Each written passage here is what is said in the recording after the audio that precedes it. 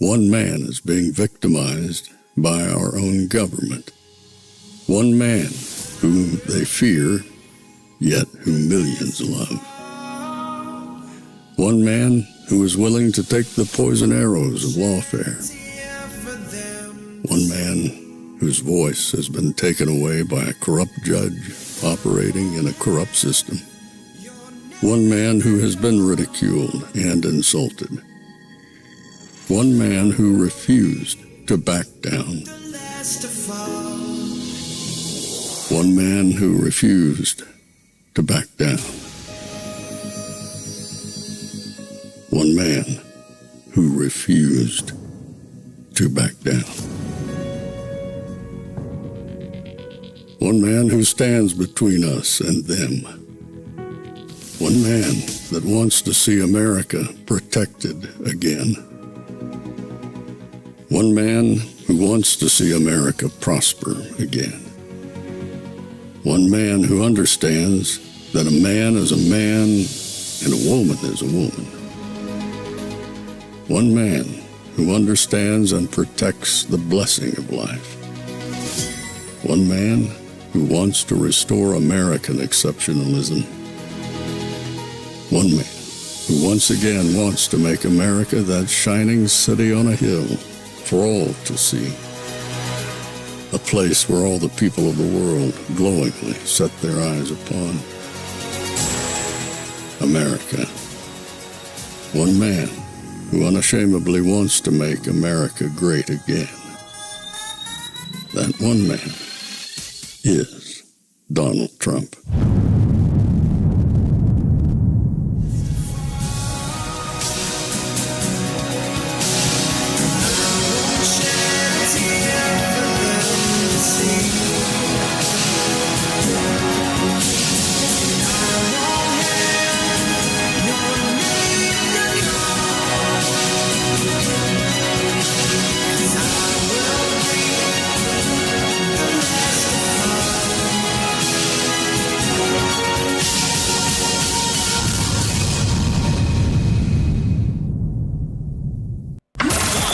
This is Fanfare with Barry Cunningham.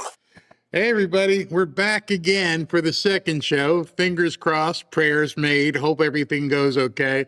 I can tell you if it goes down again for this show, I'm going to have to change my provider and just tell them they can go pound sand. Because we've been working on it for the last 2 hours. Don't even know what happened. They traced it. Not going to bore you. Everything seems to be working right now. So we'll just take it at that. All right. So welcome to the third show. We did one early this morning with Tom Homan. Then we had the cabinet meeting. And now this one coming up right now is the announcement. Not really sure what this announcement entails. Not really sure what this announcement is. I hope, and I'm going to be sincere with you. I really hope that this big announcement today isn't to get people to go see the movie. Something in the back of my mind tells me that he's doing this to get people to go see Melania's movie tomorrow, which would be a huge, huge letdown with everything that's happening between Minneapolis. I don't know if you guys saw, I am not going to play it, but the mayor of Minneapolis seems to just be antagonizing President Trump and be poking Tom Homan. Tom Homan came out very early this morning, was very reserved, was respectful, I would say, of Minneapolis. We're going to work together. We're going to try and fix this. We're going to see if we can't make this happen. And, you know, I've got this agreement. We're going to try and work it out. We're going to reduce the amount of officers in the city as long as they give us access to the bad guys. And he's at some podium today, and he's just talking out of his wazoo and doing the same communist crap. We're going to fight. We're going to do this. And I'm thinking to myself, the guy just came in and he gave you the nod and said, okay, let's see what you can do. Let's see if we can work together. And the first thing you did is just go right after him. SV just sent me a text that says, I guess Caroline Levitt or somebody might have just posted about it, but he says that this should be about signing an executive order focused on coordinating federal response to drug addiction and substance abuse. Okay, I guess that's a deal, big deal for somebody. That's not the meat that we want. I'm thinking that the fireworks may come when all of the press gets to ask questions, because everybody's going to want to know what the heck is going on. How is this stuff working? What are you going to do? So I don't know if you guys, so that's what's going on with Jacob Fry.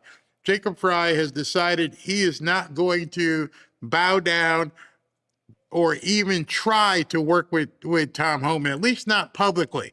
That's why I don't understand. Homan says, hey, yeah, we had a great meeting. It was very productive. And this guy gets on a stage and just basically gives him the middle finger. And I don't know if you've been watching, but the Democrats pretty much have gone ballistic all day. And here's what I'm telling you. You guys now see it happening. I don't know if they're going to break the filibuster or not. Who knows? I don't know what the plan is, but as of right now, the government's going to shut down again. Just prepare yourself. Tomorrow, I believe at midnight, barring any sort of supplication from either side, the government is going to shut down again. Not what you want to hear, or maybe you might be like me where I feel I don't care. I don't care if the government shuts down. I've never cared if the government shuts down. You're still going to get your checks. You're still going to get your Social Security. You're still going to get your Medicare. You're still going to get covered. They're still going to get their SNAP benefits. They're still going to get their welfare checks. The military, some will get paid. Some will get it compensated afterwards. But the other stuff, I don't care. I really don't. In fact, stay shut down. Stay shut down for months. And I told you this back in September? When it shut down the first time? I'm like, we're going to be right back here. I know some people are sitting going, I cannot believe we're right back. This is what they do. All they do is try to get in the way of progress. That is their entire modus operandi at this point. All they want to do is destroy America. They think this is destroying America. In fact, that's probably what they want. Since they don't want that kind of a government, they'll probably work and do everything they possibly can to shut it down as long as possible. It's beyond comprehension that this is where we are. So I advise you this weekend, I don't know how cold it is where you guys are. I told you this morning it was really cold here. It is now 73 degrees and sunny, and enjoy your weekend. Don't think about this crap. If you watch the television, it'll piss you off, and you don't need to be pissed off going into the weekend. I mean, it's obvious also at this point. Let me show you something. It's obvious, not that you care, but it's obvious at this point that they have activated, once again, all of the celebrities. It is like March lockstep. They all are just going one after the other and trashing Trump. Hey guys, it's Eva here. I know we're going through a really tough time right now as a country, and I know my community especially has been facing a lot, injustice and fear and moments of hopelessness, and everything that's happening in Minneapolis is so destabilizing. It's horrible. The murder of Alex Preddy, horrible. The murder of Renee Good, horrible. But there was also so many people before them. Keith Porter, Parity Law, Hervé Sanchez Dominguez, Victor Manuel Diaz, Luis Beltran, Luis Gustavo Núñez, Geraldo Lunas Campos. There's so many. And those are the ones that were filmed. They're blatantly murdering U.S. citizens. By the way, she's not talking about the illegals who are doing bad things to Americans. She's talking and sympathizing with the people who aren't supposed to be here. Not once does she talk about anybody that was done in by, one of these people. Detaining 5-year-olds like Liam Ramos, patrolling schools and churches. So imagine what they're doing behind closed doors at detention centers with no cameras around, nobody there to have proof of what they're doing. There's so many reports saying they're denying people medical assistance. We know this. Disappearing people. There's so many reports saying, yeah, we know this. How do you know it? What do you know? Who told you? They are activated. They are doing what their puppet masters are telling them. From detention databases, so many families have reported their loved ones missing after being detained by ICE. So much horrible things are going on, and they're trying to convince people that they're more powerful than they are and that they're scarier than they are. They're dangerous, don't get me wrong, but this is the moment that we need to keep standing together. God bless everybody who's been out there protesting. I want you to know there are things you can do. Every state has 2 senators. These next 48 hours are crucial to demanding them to vote no on DHS funding. If we head into a government shutdown, we have to encourage them to hold the line until the demands are met, and we need ICE out. And we got to remember, these hard times don't break us. They remind us. But you ain't getting any of the hard times, honey. There's no way that you are going to experience any hard times. Tomorrow they've got this big day of don't go to work, don't shop, don't do anything. You think she's not going to shop and eat and do what she needs to do? You think her bank account's going to be affected whatsoever? These people are idiots who listen to this crap. Absolute idiots who buy into it. By the way, in case you don't know, her name is Eva Longoria. So she's an actress, just like Molly Ringwald, just like John Leguizamo, just like all of them. It doesn't affect them. So they can just easily tell you, keep fighting. Get out there in 5 degrees below zero. I'm out here in California loving life, but I'm with you. I'm part of you. I'll be thinking about you everywhere I go when I go to my cocktail parties this weekend. We're meant to be. I'm going to leave more info in the next slides for you guys to reference, a script, how, what to say when you call your senators. But I'm just sending you so much love and light. To everybody out there, thank you. To my community, we are with you. Your community is Hollywood, moron. But this is what people are being subject to over and over and over on X. I mean, it's beyond comprehension how people are falling for this crap over and over and over. So at this point, just ignore it. They tried to say, there was a big story this afternoon that was online, and the story online was about how people lost trillions of dollars today. Let me see if I can find it. People lost trillions of dollars, trillions, because of Trump. The market was crashing. And I told you, what did I tell you this morning? I told you this morning, people were taking profit. It went down, I think when I was on the air, it had gotten down to probably as low as 105, 106, right? And so it went way down. This is what people were talking about earlier today. And it was all over the place. And it says gold and silver flash crash erases trillions in minutes. Silver dropped sharp, falling 12% from 120 an ounce to near 106 and erasing 760 billion. Wow. It erased it. 760 billion went up in smoke when it dropped to 106. Wow. It dropped to 106. You say that would be completely awful, except for the fact that as of last time I checked, which is right now, I will show you, and it has done exactly like I told you. They are doing nothing but trying to rig everything, and it's 116. Stop falling for the BS. Stop falling for the hype. Stop falling for the mania. They're just trying to influence you and scare you. Again, when it hits 120, it's going to drop again because people are going to take profit. People want to make their money. They will make their money. They will take 120 and they will love it. I would love it if I was a seller. If I was somebody who was looking to take profit, as soon as it hit 120, I'd probably drop some cash. Get some profit in as well. But those of us who want to hold, don't worry about it. It's okay.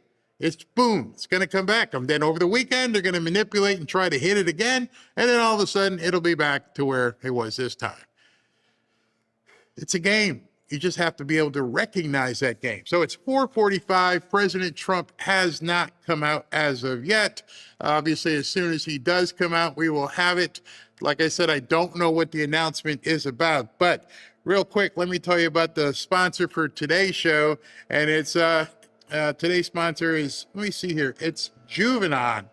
Yep, Juvenon. If you're over 40 like me, recovery keeps getting harder from your workout.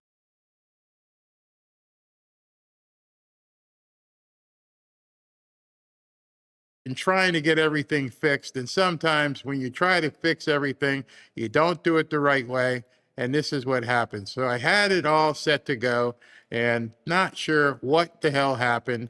And it's supposed to be Juvenon, and I didn't put the right thing in here. Oh, no, it is Juvenon. All right, let me run it. Run it. If you're over 40 like me, recovery keeps getting harder from your workouts. It's not just aging, it's what's happening inside your cells. As we get older, NAD plus levels naturally decline. NAD plus is critical for cellular energy and muscle recovery. When it drops, muscles repair much more slowly, and strength gains stall, and muscle loss becomes a real concern. Peak NAD Plus is designed to support your body's NAD Plus production, not for pumps or stimulation, but for what happens after the workout. Cellular energy, repair, and recovery. It uses a patented Na3 blend with ingredients like niacin for NAD Plus support, Theocrine for cellular energy without stimulants, and wasabi extract for antioxidant protection, and sea buckthorn for cellular resistance. If you've ever had sushi and you ate some wasabi, you know the kick in that. And this is about giving your muscles the cellular tools they need to recover and adapt, especially as you age. Stack Peak NAD Plus with Blood Flow 7, and you cover both sides, circulation to the muscles and cellular recovery inside the muscles. If maintaining muscle, recovering faster, and staying strong long-term matter to you, don't put this off. Check out Peak NAD Plus at the link below in the description and start supporting your recovery at the cellular level. That link again is bloodflow7.com/Barry. And you can click on it in the description below this video or just go to it, bloodflow7.com/Barry. All right, so President Trump is due up any minute. Still hasn't come out. Let me talk to you about something that happened in the earlier show. I don't know if you were watching the earlier show, but Scott Turner, who is the director or secretary of HUD, he was referring to something that President Trump really got behind during his first term, and they're making it even easier, or I don't know if easy is the right word, making it more available in his second term. And it's something that can really, if you guys really want to look at an opportunity, wink, wink, opportunity zones are a great way for you to make a profit. I say that because opportunity zones are normally depressed areas of wherever you may live. There's probably 500 or 600 different opportunity zones across the country. And if you look at where these opportunity zones are, they're usually near railroad tracks, usually near certain areas that are going through some sort of community redevelopment. And you can easily, search them in your area by zip code in case you don't know what the heck an opportunity zone is. And opportunity zones, here we go. And if you pull this up on your computer, you can easily see what these things are. Opportunity zones are basically those areas in town, like we've got a bunch here in Delray that are close to the beach. Very nice area, but it was devastated with, poor people, and they went in and they raised the entire area, and it's all just ready for redevelopment. So let me just show you what an opportunity zone is in case you're not aware. Opportunity zones are a federal economic development tool created by the 2017 Tax Cuts when he was president, enabling investors to reinvest capital gains into designated economically distressed communities to defer or eliminate federal taxes. Investors must use QOF's qualified opportunity funds to invest there, with over 8,700 tracts designated nationwide. So yesterday I was telling you when people were talking about taxes and how to avoid taxes rather than evade taxes, so many people are never taught the legal ways to avoid taxes. And one of those ways is by using an opportunity zone. And some of you guys may be thinking, I've never heard the term opportunity zone ever. And it's been around for quite some time. And this is all the things you get inside of an opportunity zone should you work in there. You get temporary tax deferral. Investors can defer taxes on capital gains invested in a qualified opportunity fund until December 31st, 2026, or until the investment is sold. You see what I'm getting here? Basic step up. If the QOF investment is held for at least 5 years, 10% of the deferred gains is completely eliminated. 7 years yields a 15% elimination reduction. Permanent exclusion. If the investment is held for at least 10 years, investors pay no capital gains tax on the appreciation. Again, these are things that they don't tell people. They don't tell people unless you go looking for them. And so when you watch this afternoon and you heard him talking about the opportunity zones, I wonder how many of you went, what the hell is an opportunity zone? Let me continue.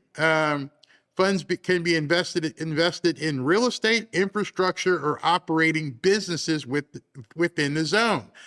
All right, let me understand that or explain it to you. You can invest in real estate, infrastructure, or operating a business within an opportunity zone. And so you're thinking, I'm not going to live there, so I don't want to, look at some real estate unless you're looking at some rental real estate, which may be too much for some people to take on at this point. You don't have the money, you don't have the partnerships to bring in the money. But the other two are kind of interesting: infrastructure or operating a business within the zone. So if you say you're already in business, or say you want to look to be in business, if you opened your office, if you headquartered your business in this opportunity zone, you're going to get all kinds of tax deferrals and reductions, in addition to, because that's lower, a higher profit.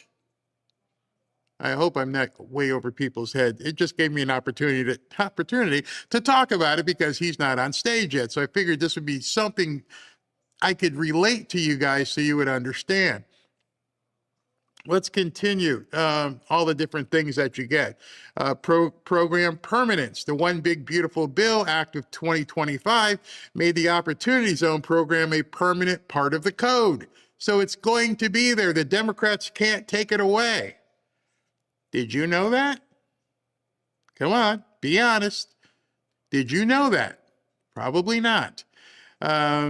New regulations, OZ 2.0, Opportunity Zone 2.0, introduced more restrictive eligibility for census tracts, focusing on lower to medium income thresholds, under 70%.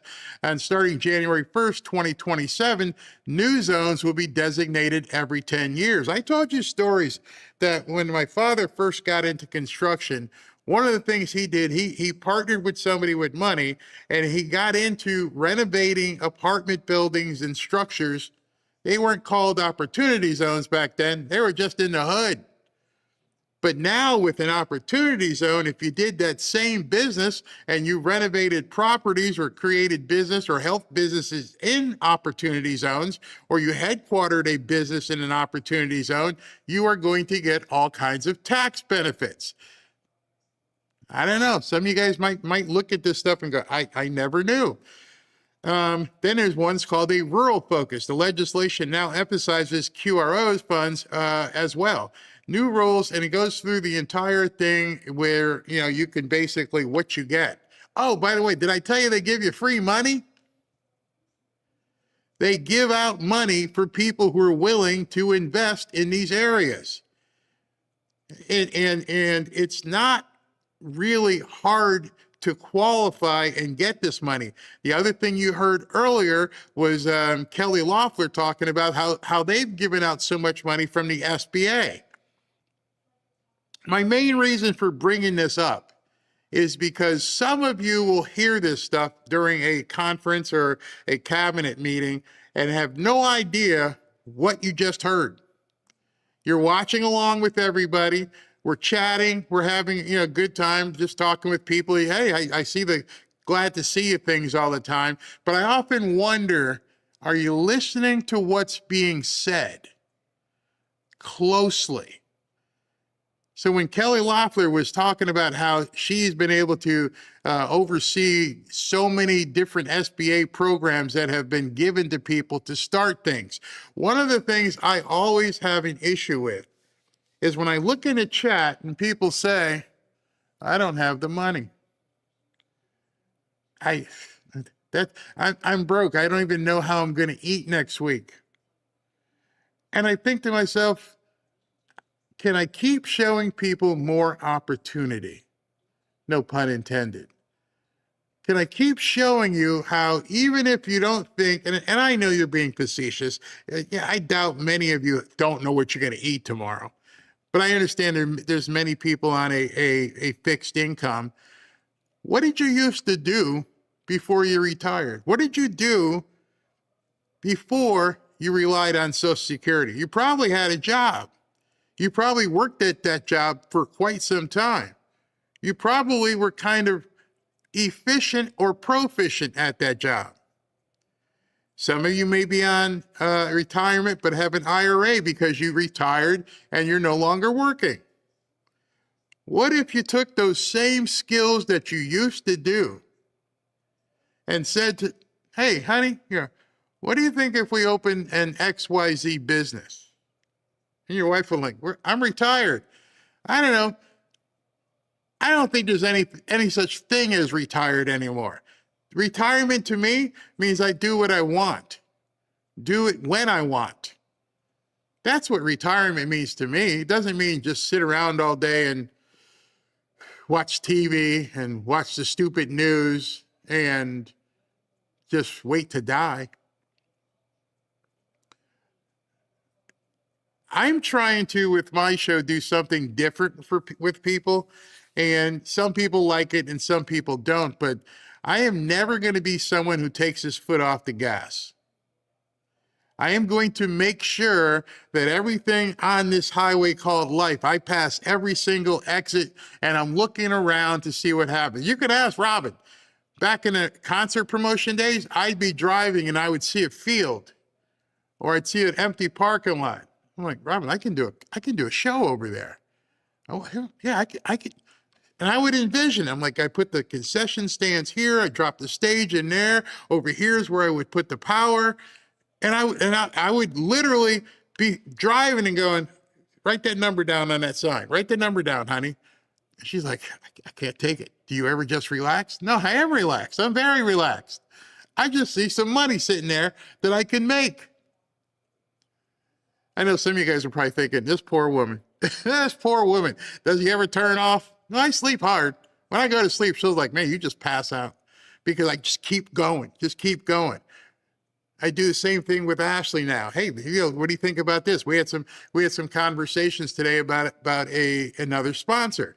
And I go, here's what's happening. There's some people who right now, it's January 29th, they need to get some money out. So they're looking for people to partner with. And if you don't know the cyclical way that advertising works, you wouldn't know that money is out there. And I'm like, go get that money, girl. Go get that money. So I'm asking you, while we're waiting for President Trump to come out, aren't you looking for opportunities or have you given up? Have you waved the white flag and said, nah, I'm good? And if you do that, maybe it's time to sit back and go, wait a minute. You're telling me I'm missing opportunities? You're telling me that there's people with money that'll back me? You're telling me the Trump administration has all these different programs because I have the experience? What if you used to be a hairdresser. Now you're like, I am not going to go start cutting people's hair anymore. Okay. But what if you opened up a hair salon and you recruited 5 or 6 people and rented out the chairs, and you just took money just for opening the store? You took it upon yourself to do something because you saw a need and you decided to fill it. And God blessing us, we have a president who's out here saying, I'll help you do it. Well, I would need like $20,000 or $30,000 to get started. I'd have to rent the facility, paint it, make sure I've got all the fixtures. I got to run some ads to get some hairdressers in here. I already know the business. See, that's what I'm trying to impart upon you. I know we have an older audience. And I know as an older audience, there are some people who've done stuff here for 15, 20, maybe 30 years. I'm retired. Were you good at what you did? Yeah, I was good. So why don't you do it and own it and let someone else do it? The mindset of this is we could sit here and watch these people protest and cry and bitch and moan and want to shut the government down, or you can just turn your head this way and say, you know what? I see what President Trump is doing. I understand what Scott said today. I understand what Kelly Loeffler said. I understand that he highlighted those people. See, that's the other thing. He didn't let everybody else talk. He said, let Scott say something about what's going on.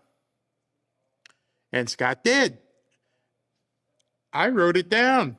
I went back and looked and went, I remember the Opportunity Zone. It's in Delray, right off 95. Big, and I think I even made a video at one point about the Opportunity Zone up there. And then we bought some houses because back in 2017, 2018, it was like easy. Hey, you have experience doing this? Yeah. So just go ahead and buy a couple of these and resell them. Okay. So I'm asking you, what do you do? What have you done? I'm pretty sure in order for you to get to retirement, you had to have been doing something. Is there anything at that point you can parlay into an opportunity? Let me see the comments. Let me see what the comments are. Somebody said, Brad says he hasn't lowered grocery prices. I didn't know that President Trump owned, what do you mean? I don't think he has owned A&P, and I'm pretty sure he doesn't own Winn-Dixie. I'm 100% sure he doesn't own Publix. And the other problem with that is it's 2026, January 2026, about February 26, and you're saying he hasn't lowered grocery prices. My question to you, Brad, is in the last year since he's been president, how much have you added to your income so it doesn't matter wherever you live that the grocery prices haven't gone down? See, that's a whole different perspective. Hey, I need to make more money just in case these Democrats do certain things. Barry, love everything I show. He would be in the dark without you, so thankful for all that. I just try to show things. I'm exuberant because number one, it's worked for me. And I look around constantly and I realize people don't get to talk about these kind of things, regardless of their position in life. And then I start getting emails from people, and people send me emails like, yeah, I did it and it worked. Wow, thank you. We're up whatever percent. We've made this much more. So I'm trying to push you. And the only reason I'm pushing you is because he's pushing us. When you come out and hear him, and I keep hitting my button when he says wealthy, prosperity, you're going to be rich. And I'm wondering as he's saying it, when I push the button, are you listening? Are you worried about what's going on in Minneapolis? Are you worried about Fulton County? I don't know if I'll be able to cover that tonight because I didn't know he was going to do this 4:30, so we may not be. It might be the show tomorrow with Data Republican and Haley. But I mean, it's not like I just do these shows. When he's talking, I'm watching. I'm watching to see what exactly he's going to say. I want to see, like SV said, okay, so understand, if what happens today is true, SV says he's going to be talking about an executive order to coordinate federal response to drug addiction and substance abuse. Wonder how he's going to do that, how he's going to finance that. Is there an opportunity there? I don't know. Maybe I just think that way. My 401k loves Trump. Amazing. You know, it's weird. I'm not saying this to brag at all, but when silver hit 120 today, and some people jumped in and sold, God bless them, I told Robin, I go, you see what it is? It's up. I think at that point it was up like 8%. You made 8% on your holdings. Depending on where your holdings are, 8% in one day is a damn lot of money. And it's just sitting there, just bricks. I mean, even this thing that I show you guys all the time, this thing here, as I mentioned earlier, it just keeps growing. It's working out for me. I look for things that work for me so that I never have to say, I don't see the grocery prices going down. Instead of looking in the mirror and going, what am I going to do today to make sure I can afford gas and afford grocery prices? Hey, Bear, we had a small cap go up today. What? We had a small cap go up 1,000%. Oh, my goodness. Oh, my goodness. I love these kind of comments. You can't eat silver. Let me just, number one, I wouldn't want to. Number two, it's an investment, a hedge. Number three, if I decided to take this down the road and say, you know what? Here, give me cash. Someone's going to hand me, what's the price today? 54. Someone's going to hand me about 15 or 1600 bucks for this. Someone will give me 15 or 1600 bucks for this thing that you say you can't eat. So what happens with the 15 to 1600 bucks I get for this little piece of thinking? I think we'd eat very well. When people say you can't eat gold and silver, that's some small mind thinking right there, baby. That's some small mind thinking. Tariffs have made them go up plus inflation. No, that's not true. Tariffs are on stuff coming from other countries. Are you telling me the stores you go to don't have American-made goods? Yeah. You can't eat a house either. I tell you what, we get this house sold that we're working on, we're going to eat. We're going to eat a lot. And I'm not saying that from a bragging perspective. I'm trying to let people know the mindset, it controls everything. Everything. And some people clearly don't have the mindset. And that's there's nothing any of us can do to the people whose minds are so closed that they can't see what it is that is going on out there. And so it's going to continue for a short period of time. I think Scott Bessent said today that they had over 1 million families sign up for the Trump accounts for kids. Over 1 million. Day one. And we haven't even gotten to July 4th when they actually turn on. So I'm going to call that a win. Definitely call it a win. I want to show you, get off the opportunity. I just wanted to make sure people understood what they saw today. And you know, maybe people didn't really listen. Let me see if I can find that piece, because it was pretty quick. Scott Turner, hold on. Because there's so much BS going on right now that a lot of people aren't paying attention to things. Where was he today? Yeah, I want you to hear this. here, you can listen to it. If you didn't hear it earlier, you'll hear it now, and then we'll move on from the opportunity zones and things of that nature. Let me bring this in.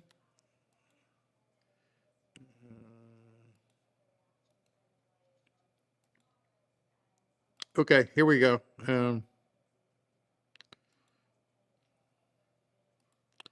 Right, this is Scott Turner, who is the head of HUD.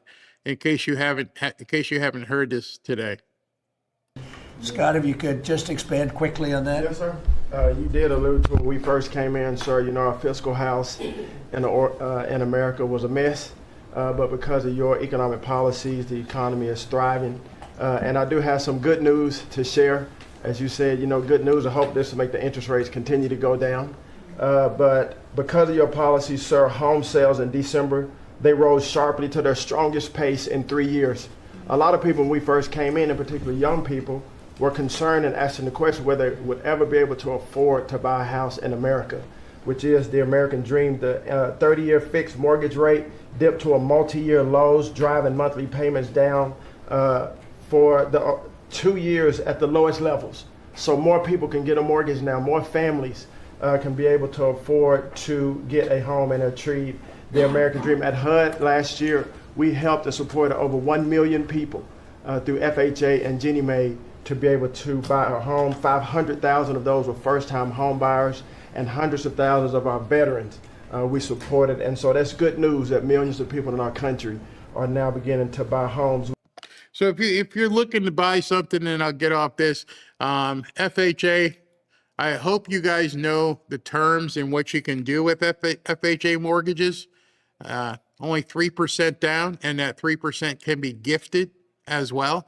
So if you're looking at a $200,000 house, you only need to come up with $6,000, and that $6,000 or any portion thereof can be gifted to you. So essentially, you can get into the home with no money down. Just saying. I mean, it's one of those things where, as I listen to how these people are talking and what the information they're putting out, I feel like sometimes we're on an island here, because some of you guys are indeed listening and other people think it's not for them. Well, I mean, and how many of you know the definition of a first-time home buyer? See, some people think, hey, I used to own a home, I'm not qualified for it. Yeah, you are. I believe at this point, I will double check, but I think it's in the last 10 years. So if you haven't purchased a home in the last 10 years in your name, you could get an FHA mortgage. You don't even have to have good credit.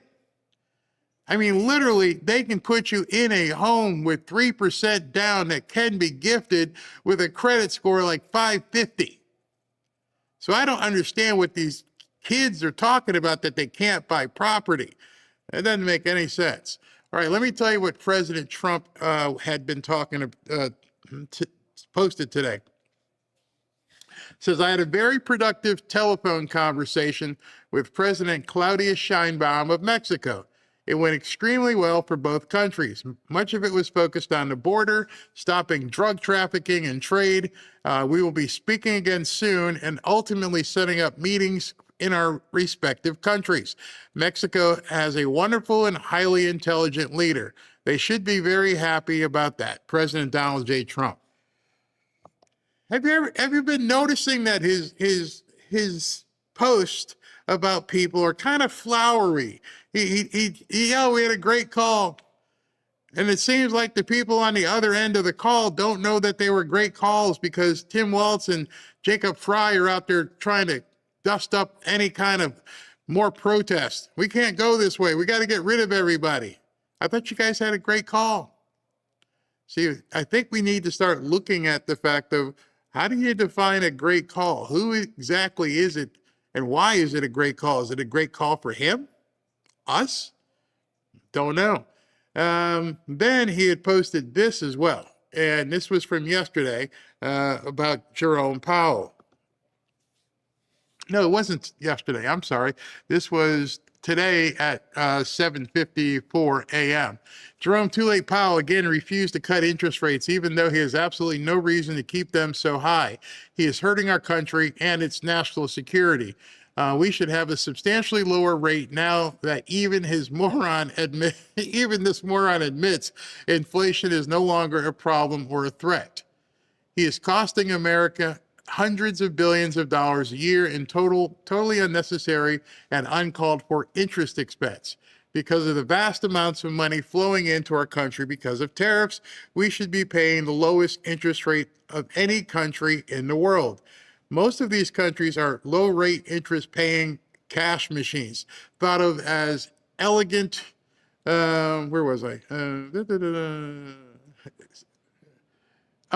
solid, and prime only because the USA allows them to be. The tariffs being charged to them while bringing in billions to us still allow most of them to have a significant trade surplus, though much smaller with our beautiful, formerly abused country. In other words, I have been very nice, I've been kind, and I've been gentle to all these countries all over the world.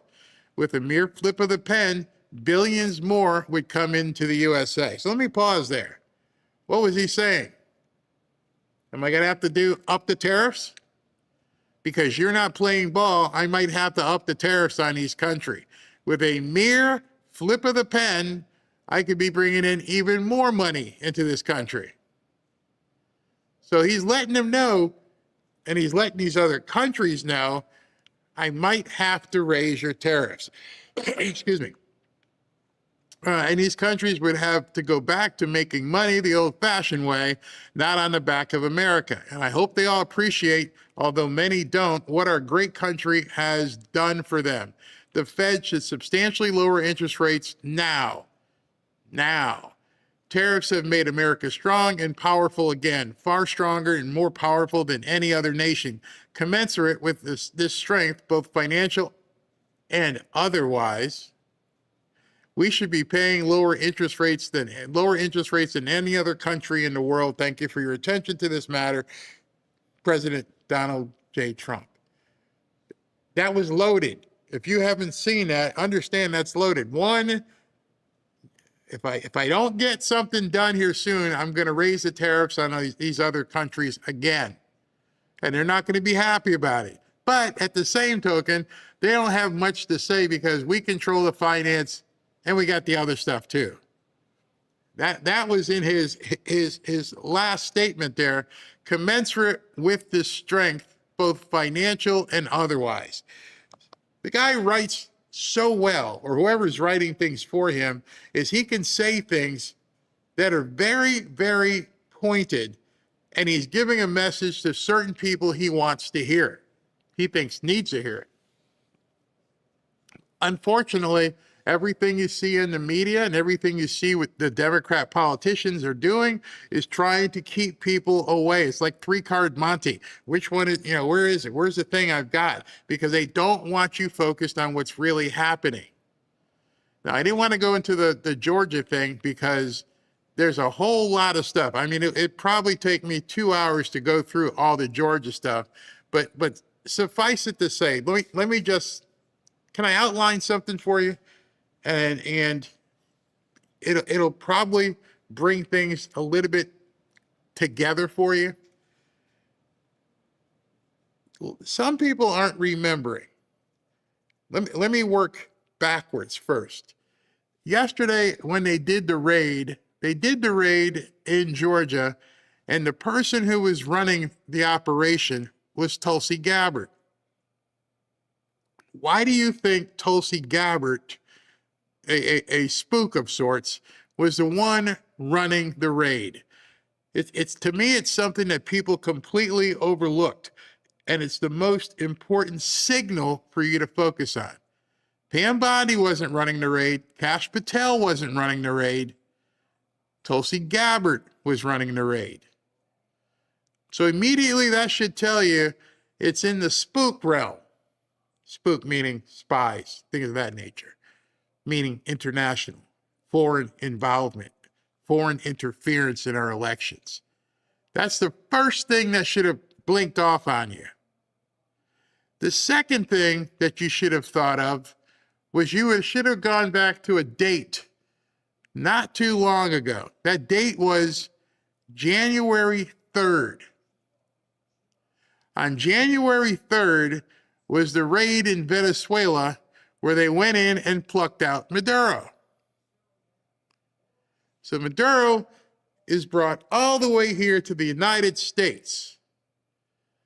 Venezuela has long been thought of as someplace where the voting machines were hacked or there was some sort of way that they got into the voting machines. Everybody laughed it off as conspiratorial.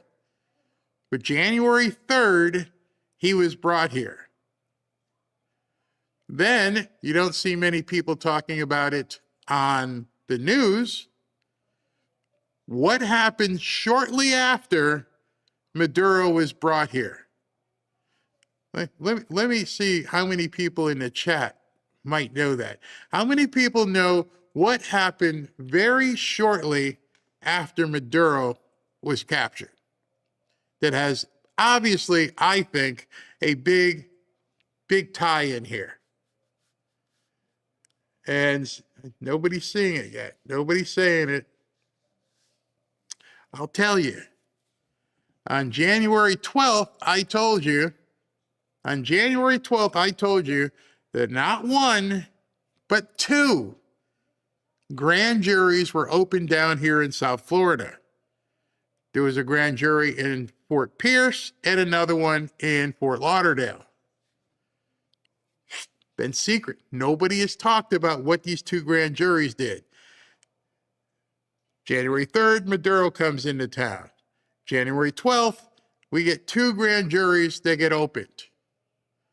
Yesterday, we see a raid, and the person operating, executing, managing the raid was one of our head spooks.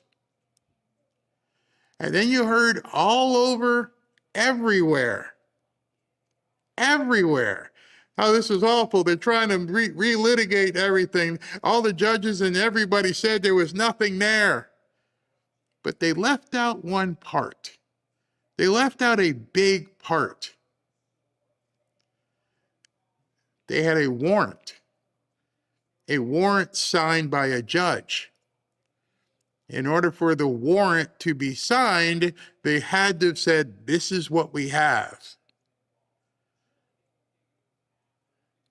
The part where they did this, the part when they said, this is what we have, we don't know what this stuff is. It was sealed. Part of it. Other parts of it were seen. And so when you look at it from that chronological perspective, January 3rd, a little over, just about a month ago, Maduro gets into town. January 12th, two grand juries. January 28th, the doors get kicked in Fulton County. I want to show you something by an attorney. I want you to, hold on, let me see if I can bring this up, who has a lot more information in terms of what goes on in courts and things of that nature. Let me see if I can find where he is. I think I saved it. But basically, that's the part that nobody is talking about. They're not talking about the fact that a judge gave them a warrant. They think everything you're hearing right now is them saying President Trump did this. President Trump is doing that. When President Trump isn't the one who signed a warrant. It came from a judge, not a drudge. Let me see if I can find it. Hold on, I'm scrolling. I thought I saved it. I might not have saved it. I go through so many things all day long, and I was getting it ready for tonight's show, but didn't know he was going to be doing this. 1 second, I'm scrolling to it. I might as well go into some of the stuff I've got here for Georgia so you guys can see it today. I have so much. I probably have 50 pieces of content about what happened in Georgia. You know what? Let me look for this post here that gives a whole lot of information. And in the interim, while we're waiting for President Trump, let me go ahead and talk to you about this.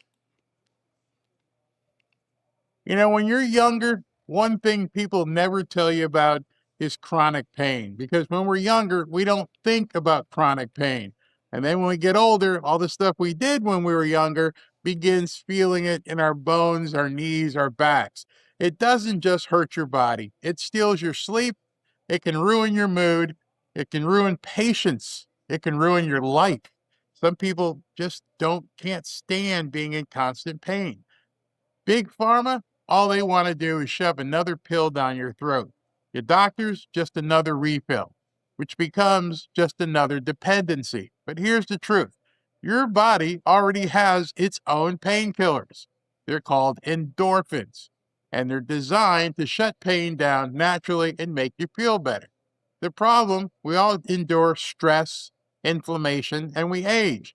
And that can explain why most people aren't activating those endorphins anymore. That's why people are swearing by canalidine. Some are even calling it nature's morphine, not because it numbs you, but because it helps switch your endorphins back on. The same relief pathway pain meds try to copy, but they just mask the pain. Without any fog or addiction or gut damage, canalidine actually works. 14 years of research behind it, over 2 million bottles shipped, and real people are finally sleeping throughout the night, moving without wincing, and feeling like themselves again. Actually being happy, laughing, and getting those endorphins out. Right now, you can try it risk-free for 90 days for less than $1 a day. It's backed by science and made right here in the United States of America. If you're done managing pain and ready to end it, this is for you.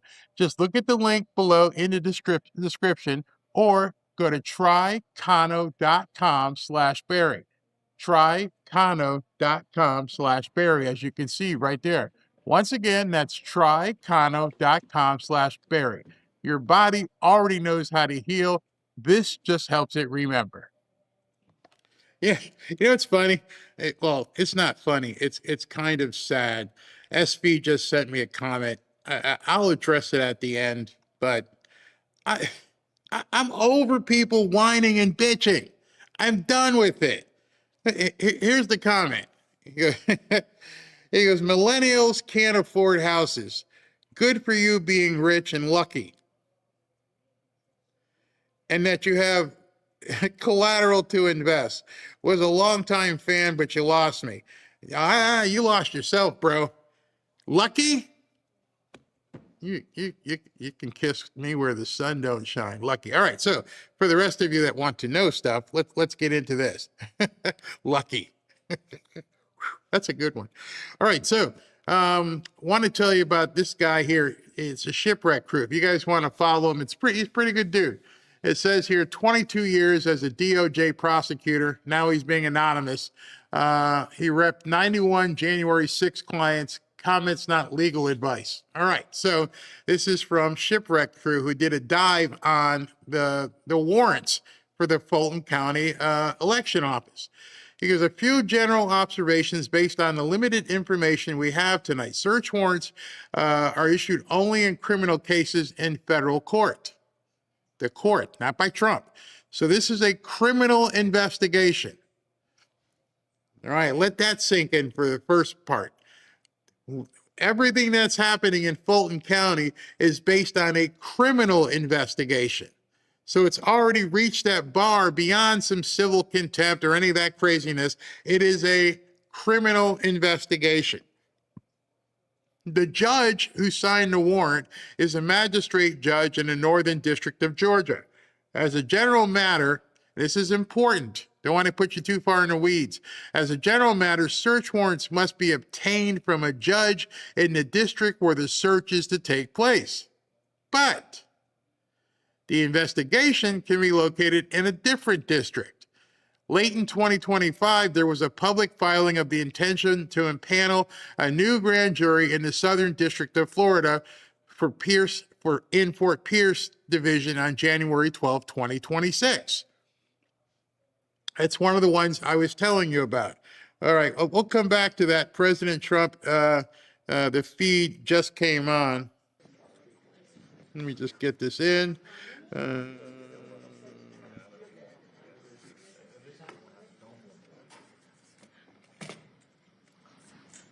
Thank you very much, everybody. Been a little busy day, right? We had a good morning, and now we're having a good evening, and we're going to a premiere in a little while. But there's nothing more important than what we're doing right now, in my opinion. Today I'm signing a historic executive order to combat the scourge of addiction and substance abuse. Big deal in this country and probably in every country. We're calling it the Great American Recovery Initiative. I'm grateful to be joined by co-chairs of this sweeping new effort, Secretary of Health and Human Services Robert F. Kennedy Jr., and Senior Advisor to the White House Great American Recovery Initiative, Catherine Burgum. Thank you both very much. Thank you, Catherine. Thank you, sir. Thank you. Where's Bobby? Bobby? Hello, Bobby. Come here, give me a hand. I love Bobby. You're doing a great job, Catherine, all right? Do we think so? Who's doing a better job, him or your husband? Maybe your husband. He's doing a good job. I'm just getting started, sir. They're both doing very well, and now you're going to do better than both of them. Thanks as well to Attorney General Pam Bondi, Secretary Doug Burgum, Secretary Scott Turner, Secretary Doug Collins, Special Envoy Steve Witkoff, who's got some pretty good news, Chief of Staff Susie Wiles, FDA Commissioner Dr. Marty McCary, NIH Director Dr. Jay Bhattacharya. Oh, I've gotten good at that, Jay. Administrator of the Centers for Medicare and Medicaid Services, Dr. Mehmet Oz, who's doing a fantastic job, and Director of the Office of National Drug Control Policy, Sarah Carter. I also want to introduce a great friend of mine who happened to be here, and he's very much committed to this. He knows how important it is for our country. He's built a tremendous American company. It's called WeatherTech. I guess you've seen the ads. I've seen the ads. I think they're great ads, but more importantly, it's a great product. David McNeil. David, congratulations on what you've done. It's incredible. Thank you, Mr. President. Thank you. Really great. And the president of WeatherTech, Ryan Granger. Ryan, congratulations. What a great job. They built an American company, and it's a thriving company, too, so and with a great product. It's great to be here in America. You know, when I was in the private sector, I'd always buy the floor mats, but now that I'm president, I no longer have to buy floor mats. But you made a great floor mat, and you still do, and lots of other things. Many of those with me today have personally known the heartache of a loved one taken by drug or alcohol addiction. I do. Just like millions of American families, every year we lose an estimated 300,000 people to drug and alcohol abuse, and the real number is probably much, much higher than that. Thankfully, drug overdose deaths plummeted by 21% in the last year. We're working very hard on it. We've closed the southern border, seized over 47 million fentanyl pills and 10,000 pounds of fentanyl powder. That's a record, and I have formally designated Dr. And I'll tell you what, we have a group of doctors, some of them behind me, who have just been incredible, and they've really wanted this, designated the drug cartels as foreign terrorist organizations. And for some reason, they didn't want to do that until we came along, but they are indeed foreign terrorist organizations. With our action in the Gulf of America, that sounds so nice when I hear the Gulf of America. Drugs entering our country by sea are down 97%. So when you see the boats being hit, those boats kill on average 25,000 people a boat. So that's 25,000, I would assume mostly American lives, but lives are being saved. Now we're taking a bold action to help Americans struggling with all forms of addiction so they can get the help and the support that they need to free themselves from the horrible burden of dependency. The Great American Recovery Initiative will bring together federal, state, local, and private sector resources to support addiction, recovery, treatment, and prevention. And it will help mobilize the full resources and authority of the federal government to help stop this tremendous plague. And I'd now like to invite Secretary Kennedy to start, and then Catherine Burgum, and then I'll sign the order, which I've just signed, and wanted to make sure the signature was good. Took my time, and we get. Let me just see. Pretty good. Not pretty good. Let's give it a 10, okay? For Catherine. But I'd like Bobby to say a few words, and Catherine. Thank you very much, everybody. Please. Mr. President, thank you for your leadership, for signing an executive order that tells the truth about one of the greatest challenges that our country faces. Addiction is not a moral failure. It is a disease. It's chronic. It's treatable. And for too long, our nation has responded with fragmentation, with stigmatization, and silence instead of science, compassion, and coordination. Today, President Trump changes that. With the Great American Recovery Initiative, we finally bring the full strength of the federal government together across healthcare, law enforcement, housing, labor, faith communities, and the private sector to save lives, restore families, and rebuild communities that addiction has hollowed out. Nearly 50 million Americans suffer from substance use disorder. Many never receive treatment. Even more don't believe that help is possible. That is not because recovery doesn't work. It's because our systems have failed to reach the people where they are early enough, long enough, and with dignity. This initiative fixes that. We will align federal programs instead of letting them operate in silos. We will set clear, measurable goals and report honestly to the American people. We will use evidence-based care, modern science, and continuous support, just as we do for heart disease, diabetes, and other chronic illnesses. We will focus on prevention before addiction takes hold. We will intervene early. We will expand access to treatment that leads to real long-term recovery. And we will support reentry because recovery does not end when treatment ends. It succeeds when people return to their families, their jobs, and their communities with purpose and with hope. As co-chair of this initiative alongside of Catherine Burgum, whose leadership and commitment strengthens this work, I pledge urgency, accountability, and honesty. Catherine and I share the experience of having been addicted and long-term recovery. But almost everybody in this room and almost everybody in our country has been touched by addiction. Steve Witkoff, who's here, had an extraordinary son, Andrew, who was a superstar boy, a straight A student, an athlete, and a wonderful leader, and lost that son to addiction. President Trump has talked about his own family's struggle with addiction. All of us are touched. If it touches these people, it can hurt every American. And President Trump has often talked about, with compassion, about the families who lose children to this disease. 100,000 children a year until recently. Now it's about 76,000. Those families are devastated forever. And the cost to our country, not only in dollars, but in just the malaise and the despair that it imposes, is incalculable. We are going to listen to states, localities, frontline providers, and tribal nations. We will partner with communities and faith-based organizations. We will work with employers, clinicians, and recovery leaders who know what works on the ground. President Trump has already acted decisively, securing the border against deadly drugs, signing the Halt Fentanyl Act, strengthening treatment programs, expanding access to naloxone, medication-assisted treatments, and investing billions in prevention and recovery. This executive order builds on that record and accelerates it.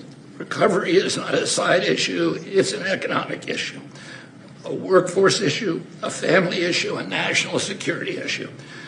When Americans recover, communities grow stronger. When families heal, children thrive. And when we confront addiction with courage instead of complacency, we reclaim the promise of our country.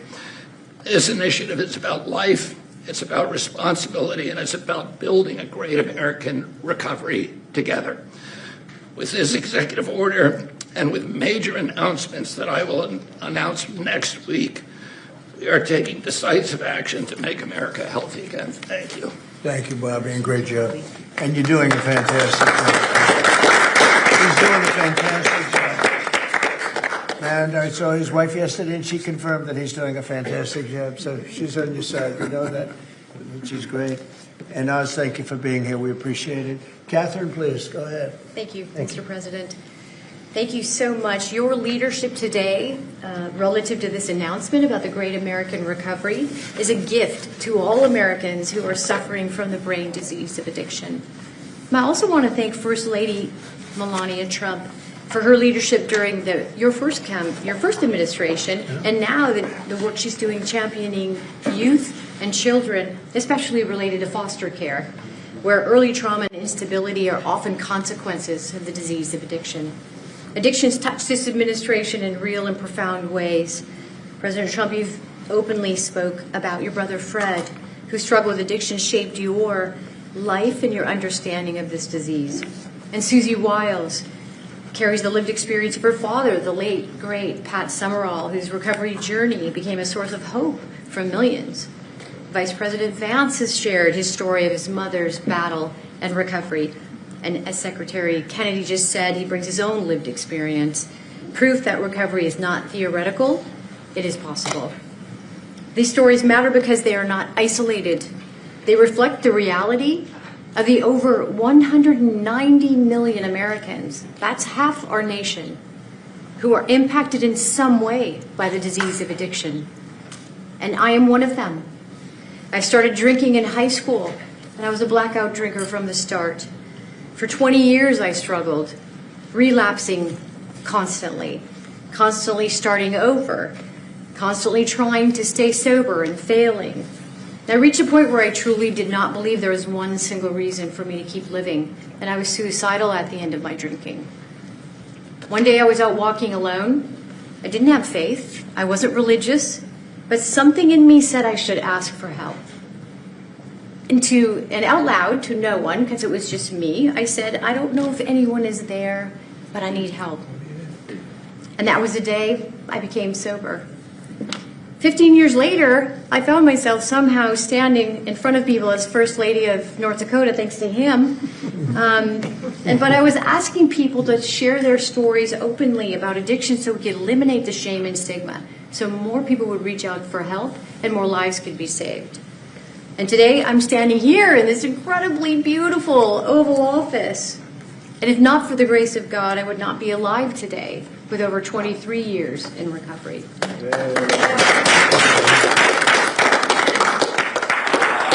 That's why I'm here. My message is simple: never give up hope for recovery.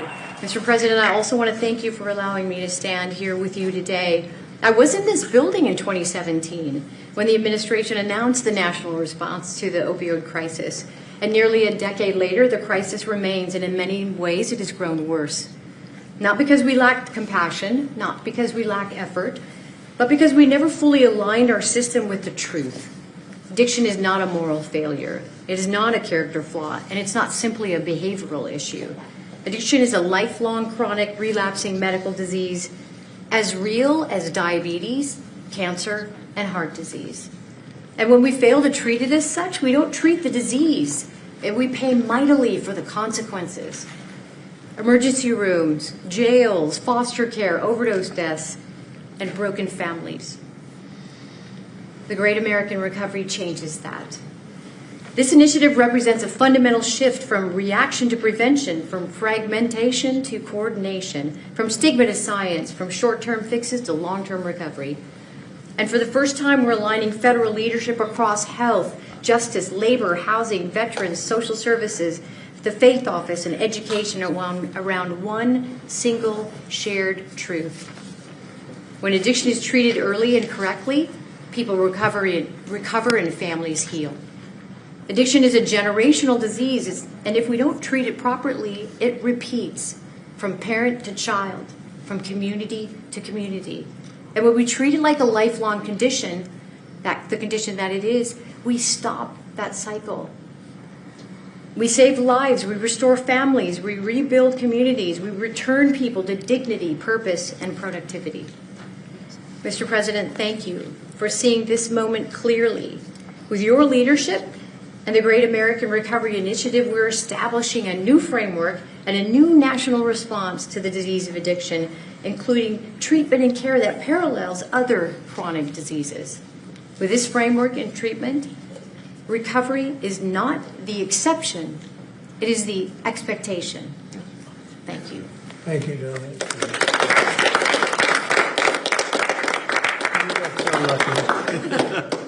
You know, I saw them riding horses in a video, and they said, "Who is that?" I was talking about her, not him.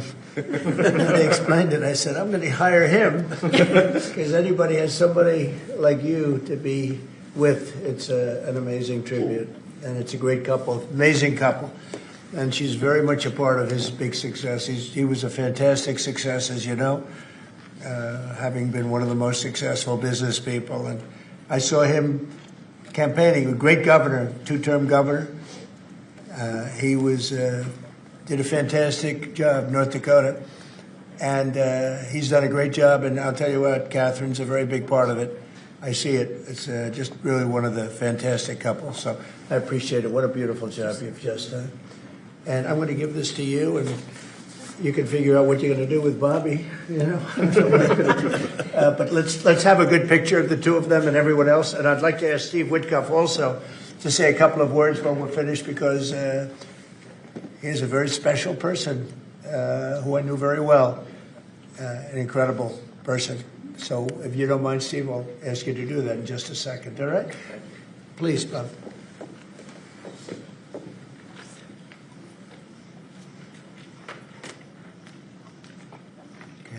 Thank you very much, Catherine. Thank you very much. Thank you. Great job. Thank you so much. Steve, please.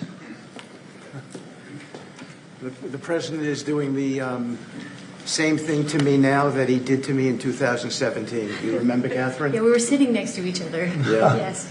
So I want to tell the story about this. So I came to the opioid conference, and the president did not know I was coming because I was invited by the First Lady.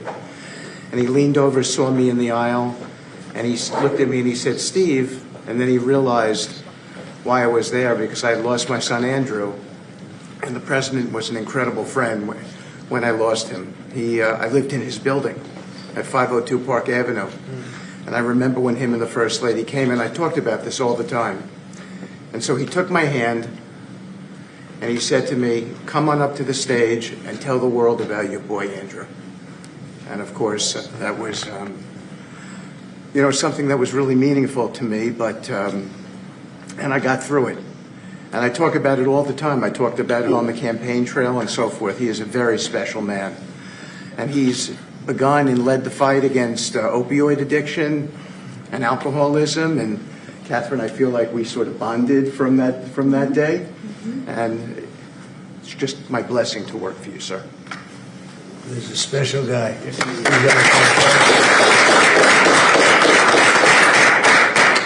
He and a group of people, Jared helped and others helped. Steve, peace in the Middle East, and we're there. Yes. A couple of little flames, but they're very little by comparison, and they'll go out quickly. Yes. They're already going out.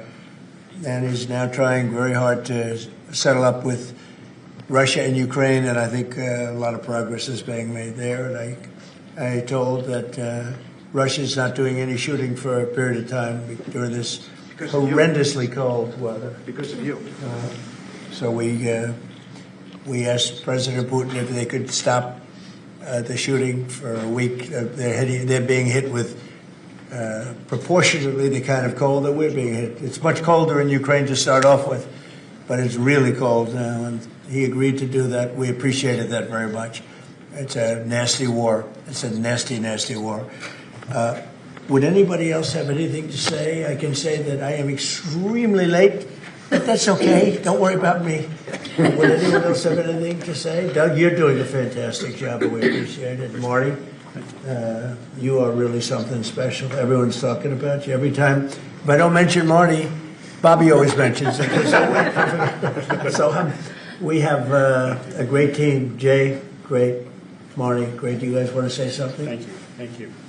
Well, historically, with addiction, the entire society has always been reactionary, and that's been the story of healthcare. But at the FDA, we are looking into incredible cutting-edge therapeutics, and we are being proactive, giving them vouchers when we see something that's promising to get an approval as quick as weeks in an era of a 10 to 12-year approval time. And the ultimate therapeutic is community, houses of worship, addressing loneliness. And so that's part of the MAHA agenda, thanks to Bobby. So thank you, Mr. President. Thank you very much. Great job. Thank you. Jay? Mr. President, in 2018, you launched the HEAL initiative, helping to end addiction long-term at the NIH. It's paid fruit. It's yielded fruit. The ingenuity of small business has developed products that can deal with pain without opioids. The naloxone, which saves lives, right. That was the fruit of NIH. And for the kinds of investments that are your administration that you've made, starting from the first Trump term to now, will continue to pay dividends. The kind of research that the NIH is doing it will help turn the tide, make people's lives so much better, restore families. All of the addiction that we've seen, the 80,000 deaths we saw, the huge spike in addiction deaths, during the first Biden term, is going to be a thing of the past. And I'm so proud to be part of And this. fellas, some great things happening, right? Yeah. Marty, there's really great things happening, I hear. And some pretty big announcements over a short period of time, right? Yep. Moving drugs over the counter so you don't need a prescription. Yeah, right. Naloxone, which treats opioid, is one of those drugs.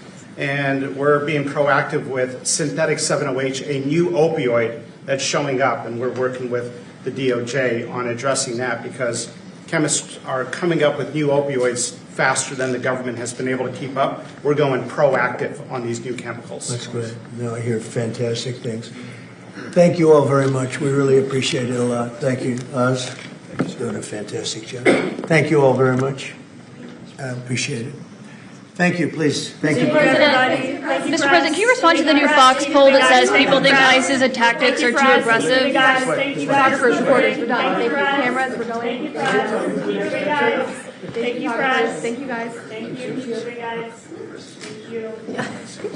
Are we going to flip for this, or what are we going to do? So tell me the last time you've seen, before today, an event in the Oval Office or anywhere where President Trump didn't take any questions from the press. It's very weird. We saw two events today where he was out in public and he spoke. At the cabinet meeting earlier, no questions. Tonight, no questions. If I were people on the left right now, I'd be quaking. Something is definitely brewing. I don't know what. I don't know how big, but it's obvious at this point they've locked it down. Nothing, no messaging is coming out of the White House that they don't want him to say or he doesn't want to say. Doesn't even want the questions right now. Could it be happening in terms of Iran? I don't know. Steve Witkoff was there. Grant Cardone posted this. It's going down. How much gold do you think is on this Airbus? Iranian Pax jet is reserved for senior Iranian leadership. Just took off from Tehran for Moscow. So don't know what it means. We'll have to continue to see how that plays out. But if their big personal Airbus just took off, that was posted at 4:20. And so I don't know, is something going on?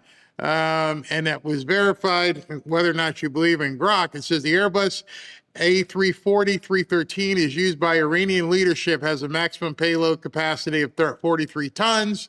Huge plane, theoretically could carry that much gold if fully loaded as cargo, but actual limits depend.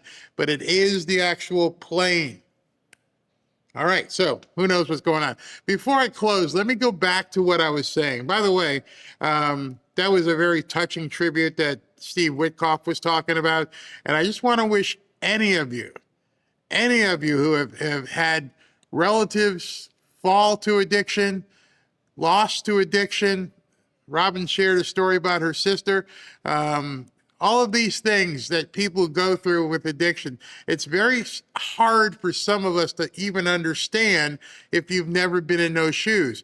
When I would, see certain people with it, I would call them weak. I didn't have the knowledge to know that these people need our help. They need our prayers.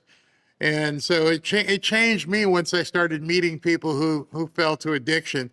And I guess in a certain way, if I got to come clean and not be a complete hypocrite, addiction isn't always fentanyl and heroin and coke. Addiction can hit you from different ways. When I was in college looking to play football, I realized at the end there, damn, I think I'm addicted to steroids. I think that my psychological and physiological makeup were getting me in trouble. I just wanted to fight and lift weights and became so aggressive, so angry. And it wasn't until I took a step back after somebody told me, man, I had to see a psychologist because I was too rough in practice. Think about that. I'm like, hey man, you need to go see somebody. I'm good. Just put me out. Who am I supposed to hit? And I realized, man, that was probably an addiction. I didn't realize it because everybody thought unless you're putting something up your nose or something, that's the addiction. Then I have to sit back and say, you can't be that kind of a hypocrite. You were doing some serious pharmaceutical chemicals to play football. I was a marvel of modern chemistry. And I realized, hey, you're gonna have to stop doing that. So you can't look bad at people sticking needles in their arm when you were bent over sticking them in your butt. So there's a little disclosure. Robin always loves it to rub that in my face. She goes, you're addicted. I'm like, oh no, it's a different kind of addiction. I was throwing weights around. But anyway, so before I close, I want to get back to talking to you a little bit about what's going on in Georgia. And I have a lot to talk to you about it tomorrow because there's just so much. I mean, there's just so much out there. But we were going over this article that a shipwreck crew put out there. And let me go back to that real quick. And this was the article that I was telling you about the search warrants and what these search warrants were. Before President Trump came on, I told you that January 3rd, Maduro was picked up. January 12th, there were 2 grand juries impaneled here in South Florida, one in Fort Pierce and one in, I think it was Fort Lauderdale or Miami. So there were 2 grand juries. And then yesterday, all hell broke loose. So he was telling us about the warrants and everything, and I got down to this part. And it says, grand juries are not needed to issue a search warrant, but a grand jury subpoenas are very commonly used to gather evidence that is then used to establish probable cause in a search warrant. So you go to the grand jury and you say, hey, look what I got here. Well, here's some stuff we have. It's all sworn. Take a look at it. And then the grand jury can issue the subpoena. The Fort Pierce division includes West Palm Beach and Mar-a-Lago. Little information for you. They're not going to tell you that on the news. It has been widely reported that the investigation was commenced in the U.S. Attorney's Office for the Southern District of Florida, examining a variety of efforts over many years to prevent Donald Trump from winning elections to the office of the presidency. Some have speculated, including me, that a variety of conspiracy claims could be used to reach back to investigate many potentially related efforts beyond what would normally be a 5-year statute of limitation for most federal crimes. Remember, there is no statute of limitations if the crime is still ongoing. So everybody who sat back and said, hey, forget about it, that was 2020, that's old news, it's not still. If it's still ongoing, it is. Is it still ongoing? Don't know. Nobody knows because this stuff is under seal. There's no leak about this. All right, so some have speculated that a variety of conspiracy claims could be used to reach back and it exceeds this statute of limitations. An application for a search warrant lays out alleged facts which the government believes supports probable cause that one or more crimes has been committed. And, quote, the fruits or instrumentalities, what was done, what may be hidden, the instrumentalities, what was coerced, what was fandangled, coded, of such crimes will be found at the location to be searched. Now the light bulb should be going off on your head right now. Go, oh, wait a minute. the fruits and instrumentalities. What did you do with these mail-in ballots? What happened? And they're still sitting over here. Oh, by the way, we sued them a while ago, which would then also extend the statute of limitations. These people never thought this was going to happen. All right, so the affidavit is normally sealed and not made public so as to not disclose information that has been gathered thus far. But on the face of the affidavit, so he was able to pull it through the PACER system or something. PACER system is where court's documents go. But the face of the affidavit does not give some clues because it must state what crimes are being investigated. Not necessarily everything, but at least one crime for which there is a probable cause. Legalese. People were expecting to see all of this information. You got to put it all out there. And that's not how it works. You only have to put one potential crime. And the other ones can stay hidden. And so by using that approach, they only had to disclose possibly one crime.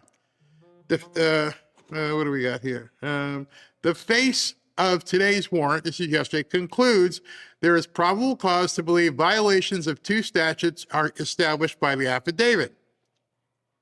Okay, I'm going to lay this out for you, and you're going to have to think or go look this up yourself. Title 52, Section 2070-7001 and 2511. Title 52 is the Federal Election Code. Chapter 207 of Title 52 is titled Federal Election Records. All right? Section 2701 is captioned Retention and Preservation of Records and Papers by Officers of Election. Boom. So that's what it told you. They have instituted criminal investigations with the possibility of bringing criminal charges in the fruits of what happened in instrumentalities based on these statutes, which are the preservation and retention of records and papers by people who were involved. Still with me? All right. Chapter 205 is titled National Voter Registration. Section 205.11 of Chapter 205 is captioned Criminal Penalties. Section 2701, as the title suggests, primarily a record-keeping statute, the violation of which is a misdemeanor. Oh, it's no big deal. It's sort of like coming across the border. It's a small crime. But that's all I have to disclose to you. It basically requires retention for 22 months of all records and papers relating to any application, registration, payment of poll tax, or other act requisite to the voting. And so you're probably thinking to yourself, 22 months, we're way past that. Yeah, but keep waiting. This is not a ballot retention statute. Because of the subject matter of the second statute, I believe the focus for the first statute is on the application and registration records. Section 2511, which you can look up yourself, paragraphs 1 and 2, subsection 1, involves, quote, intimidating, threatening, or coercing another person to register to vote, or attempt to register to vote, or urging, aiding any person to register to vote, or to attempt to register or vote, or exercising any right under this chapter. Was there any coercion to get you to get this person to vote? Was there any way that you guys pulled ballots from people who weren't supposed to vote? Were all these people legal voters of Georgia? This is getting really, really good. That's why these people were freaking out today. I just love looking at law stuff. So here we go. The allegations of fraudulent voting in Fulton County don't seem consistent with the statute that requires intimidation, threats, or coercion. So I suspect Section 1 is not the focus.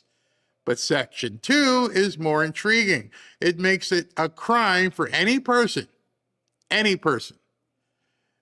including an election official in a federal election to A, or 2, knowingly and willfully deprive, defraud, or attempt to deprive or defraud the residents of the state of a fair and impartially conducted election process by doing the following.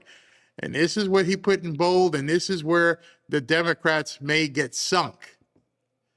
The procurement by submission of voter registration applications that are known by the person to be materially false, fictitious, or fraudulent under the laws of the state in which the election is held. Do you think instituting and counting ballots that were manufactured or picked up and shoved in or any kind of thing that weren't real would be the procurement or submission of bad votes? Bingo, bingo, bingo, bingo. All right, so the procurement, casting, or tabulation of ballots that are known by the person to be materially false, fictitious, or fraudulent under the laws of the state in which the election is held. Violation of 2511 is a felony punishable by up to 5 years in prison. So right now, some of you guys are thinking, well, the judges back then, they canceled Rudy and they made fun of Mike Lindell and they told Sidney Powell she was a nut job and you guys are all conspiracy theorists and we'll just throw this out of court. Well, see, all of that was trying to get things so they could get decisions made just so that they could end up seeing what it was, and just these judges didn't care.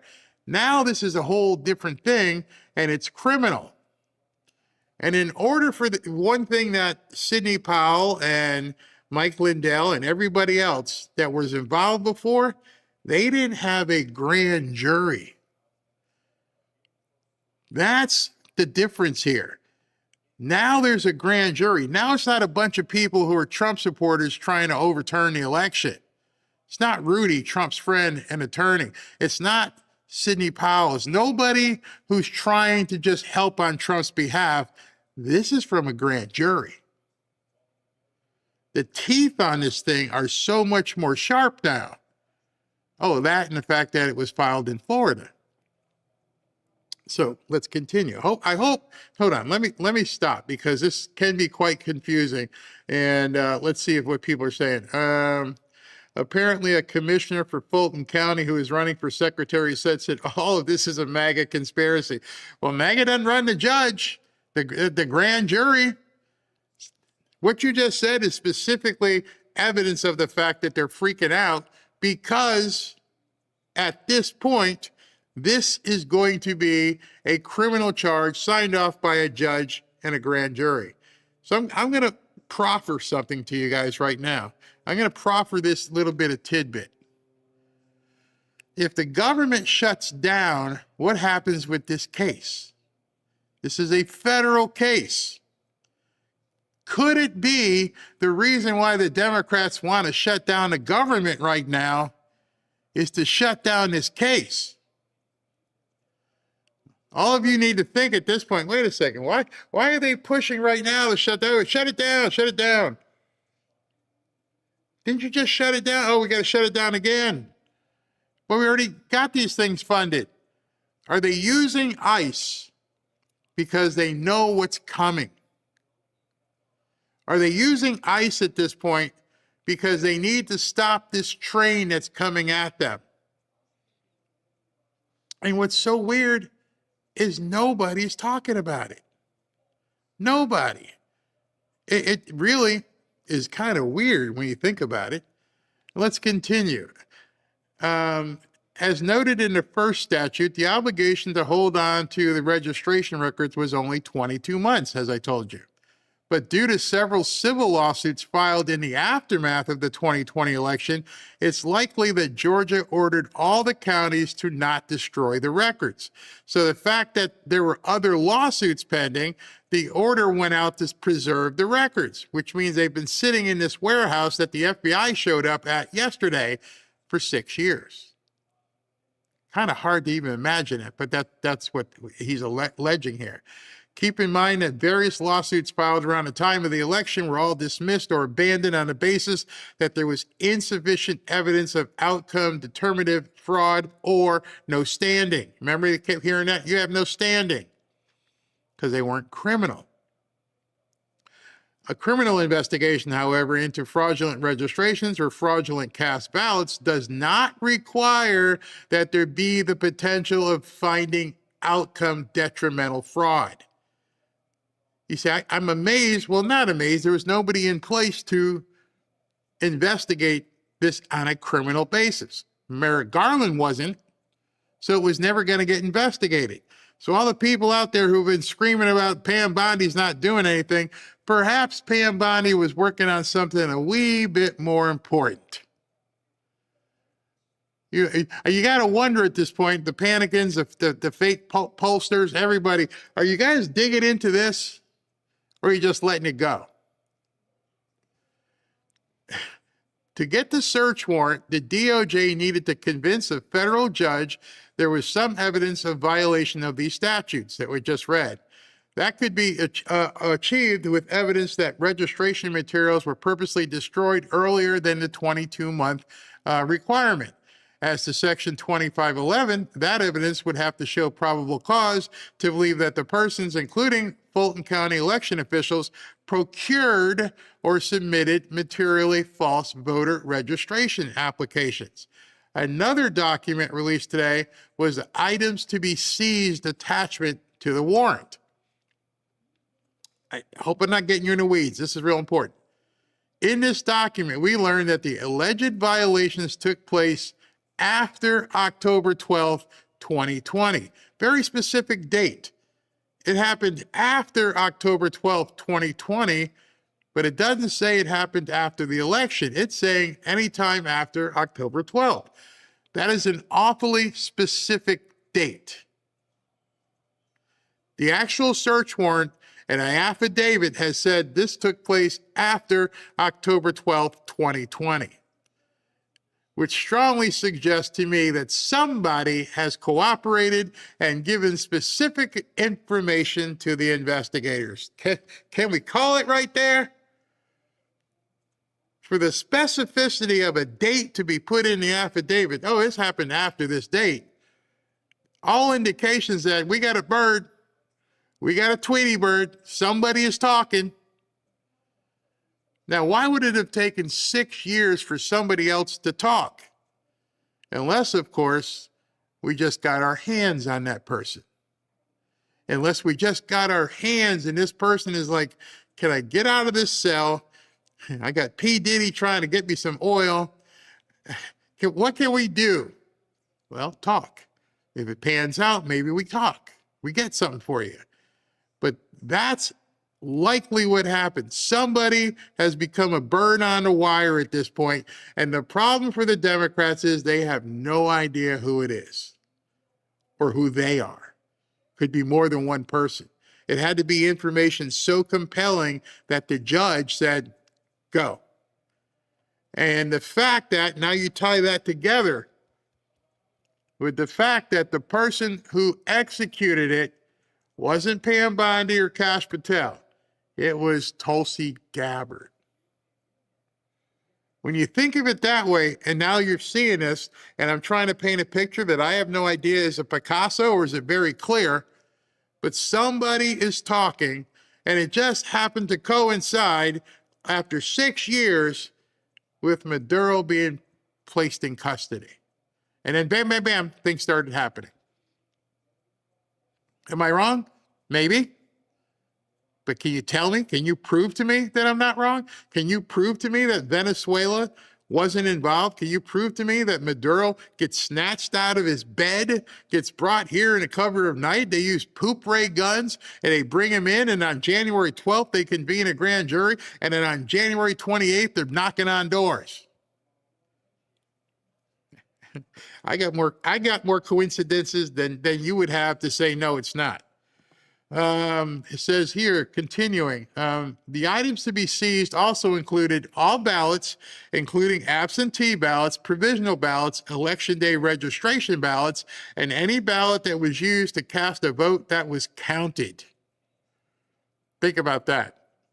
All whatever 100,000 plus million ballots in the state of Georgia, or no, rather, this would be Fulton County, now have to be turned over, and now they're going to be scrutinized. The warrant also, and to me, this is the most important part. The warrant also allows seizure of all tabulation records and other electronic vote counting data. That's what I can glean from the warrant paperwork that was made available to the public today. So you're telling me that they went after the tabulators and the electronic data, and that stuff just doesn't go poof.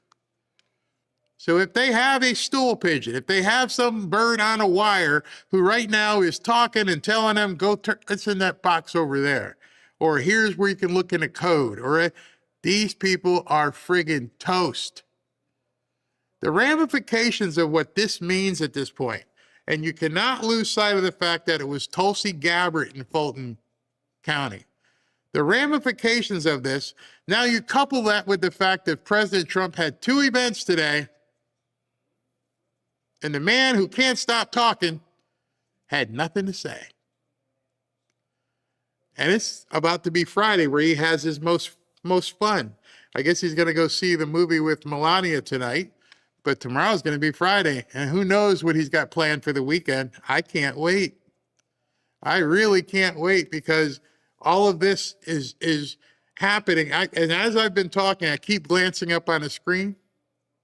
Nobody's talking about it. Nobody anywhere is digging into this. And I have so much more I'm going to show you tomorrow. I mean, it's just volumes of stuff that people have accumulated and have talked about, and nobody's talking about it on the news.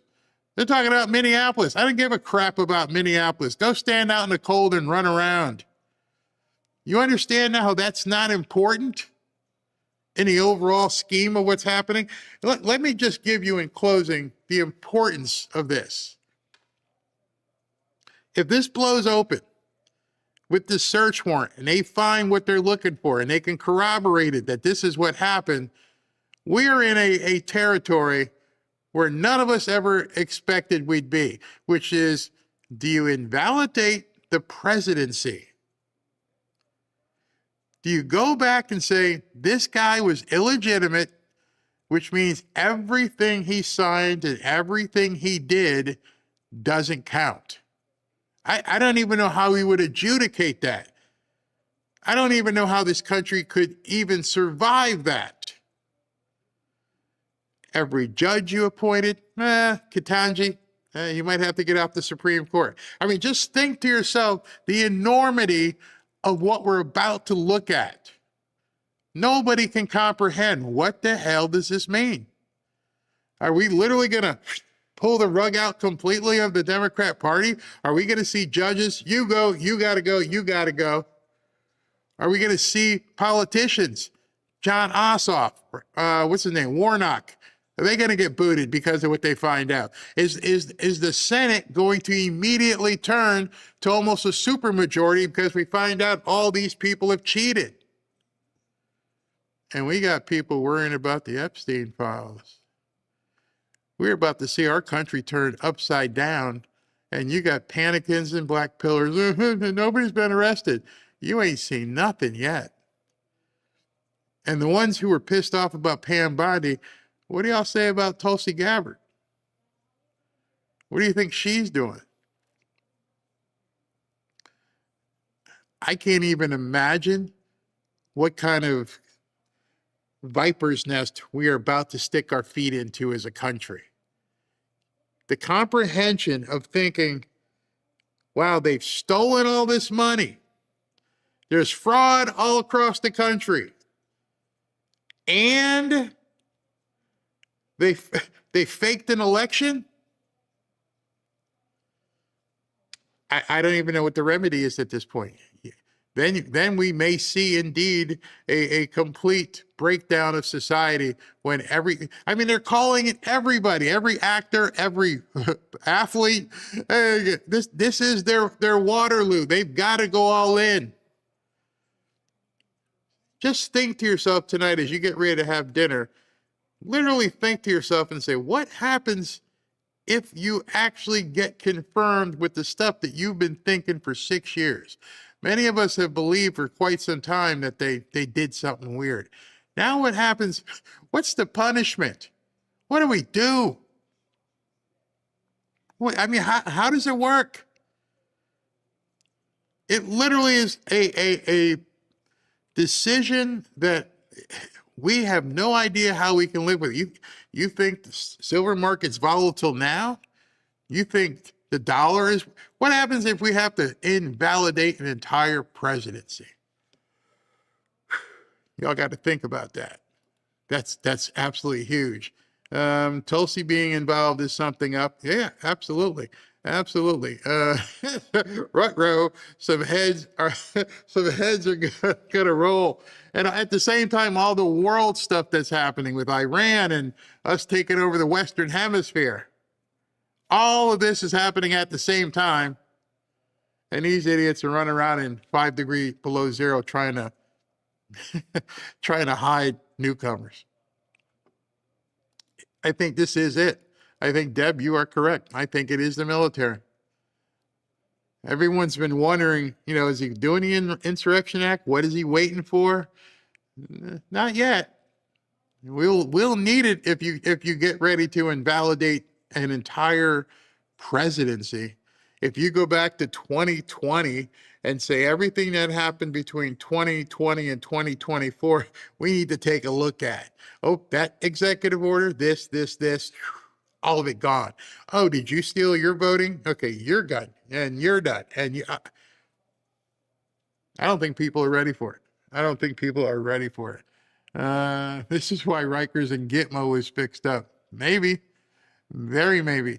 And the thing with it is going to have such compelling documentation for people not to have any doubt, for even the most stringent nut job to go, yeah, they did it.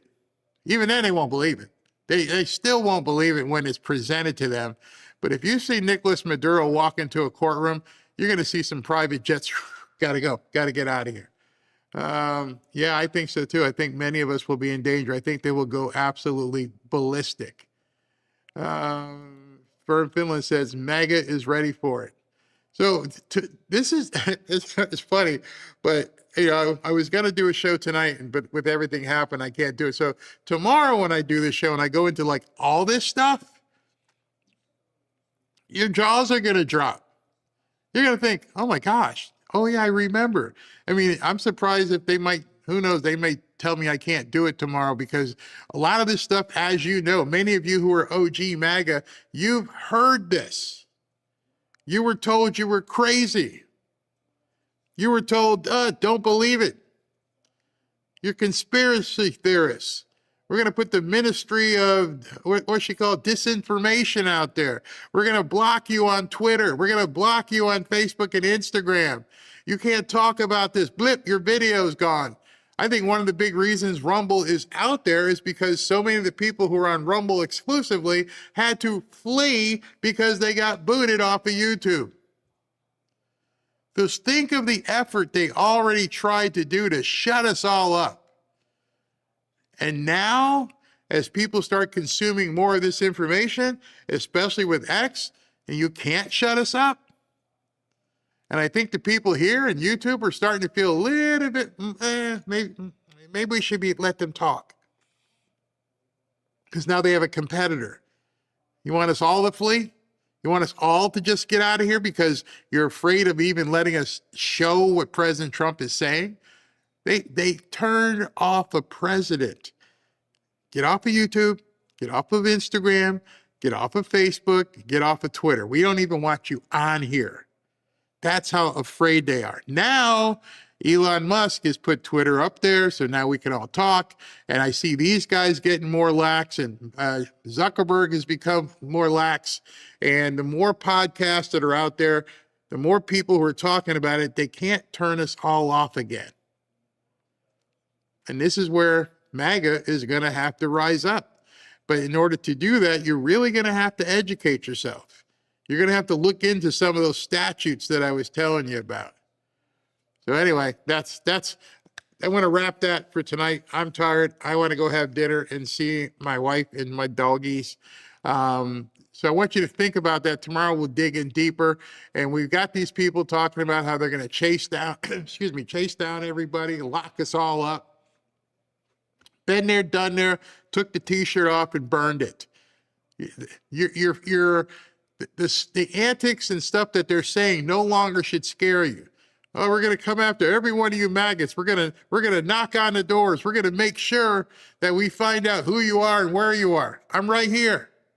See, here I am. Bring it.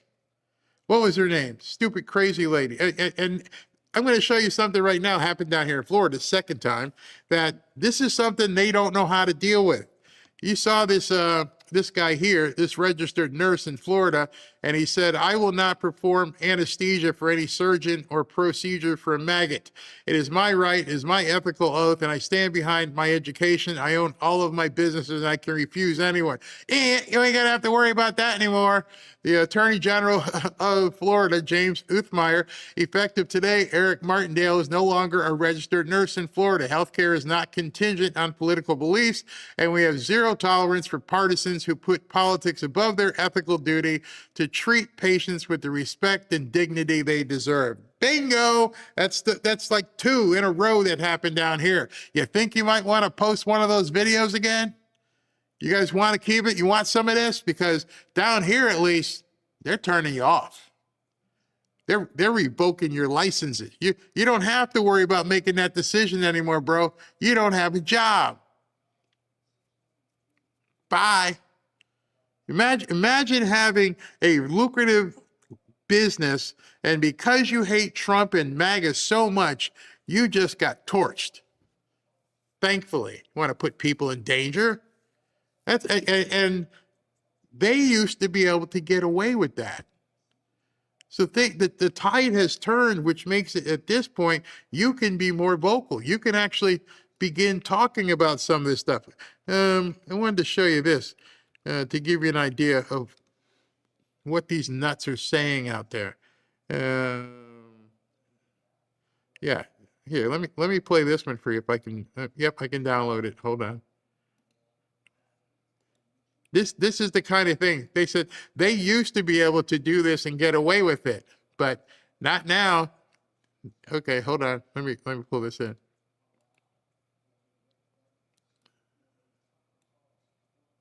Those of you that are awake, that see what's going on, what do you think the solution is? I think the murder of Renee Good, the murder of Alex Preddy, putting children on planes and taking them to detention centers, which are really concentration camps. Call it what it is. They're concentration camps in the United States of America in 2026. So take that in. And I know you don't want to participate in something radical. I don't either. I wish I could just go on the road and do my funny stories about celebrities or making fun of politicians, but not even have to acknowledge this. But it is happening all around you. It's happening around you. I live in Los Angeles. It's happening at targeted places in Los Angeles. And I think it's time to talk to the neighbors in real life. It's time to talk to your neighbors, find out if they're MAGA or not. Come on over. Knock on the door. Hey, honey, there's Kathy Griffin's here. What you want, wench? Are you MAGA? You damn right. Now what? Oh, I'm going to go back across the street. Scattle. What are you going to do? What are you going to do when you find out that person is MAGA? By the way, I don't think any of us are hiding anymore. In fact, I'm encouraging people to be even more emboldened. These people are freaking out. They don't know what to do. They used to have the power and messaging, and now she puts this out and people are trashing her. Sorry, but we have to know who's on our team and start to plan. Is there a way we can do something as a community? When I hear from my followers in Minnesota, they describe a very sophisticated channel of a system of things that they do to help one another. She's outing. She's outing the people in Minnesota. She went on her platform. She goes, when I talk to people in Minnesota, they've got this platform and they're talking to each other and they're telling on each other. They'll tell you that over there's a guy, he's ICE or MAGA or whatever. Do that in Florida. And they use encrypted apps. And like I said, everyone has whistles and honks their horn, but they organize in small groups. And they have told me that they learned this from the George Floyd incident because George Floyd was murdered 20 blocks away from these other murders, roughly. And so they said they learned a lot from that experience. So I'm just telling you guys, live your life, but be conscious of this. And if you're silent, you're complicit. Sorry, I know I'm being a judgy bitch, but that's how I... Yeah, you are being, I won't say it. I could show you that stuff all day. These people have lost it. Molly Ringwald, I haven't watched her in a movie since, what's it, the Breakfast at, what was it called? I forget, Breakfast or something with all, in high school. What was the other one? John Leguizamo said, if you're MAGA, don't watch any of my movies. When's the last movie you made? I'm pretty sure nobody's like dying and saying, I can't watch a John Leguizamo movie. You know what's really funny when I hear these people say stuff like that? What do your co-stars think? What are your directors? What are all the people who get residuals from a movie that you were in? Hey, you shut up. I keep getting checks, bro. And you're telling people half the country don't watch my movies. Okay. Sorry, Keanu. I can't watch it anymore because John Leguizamo told me not to.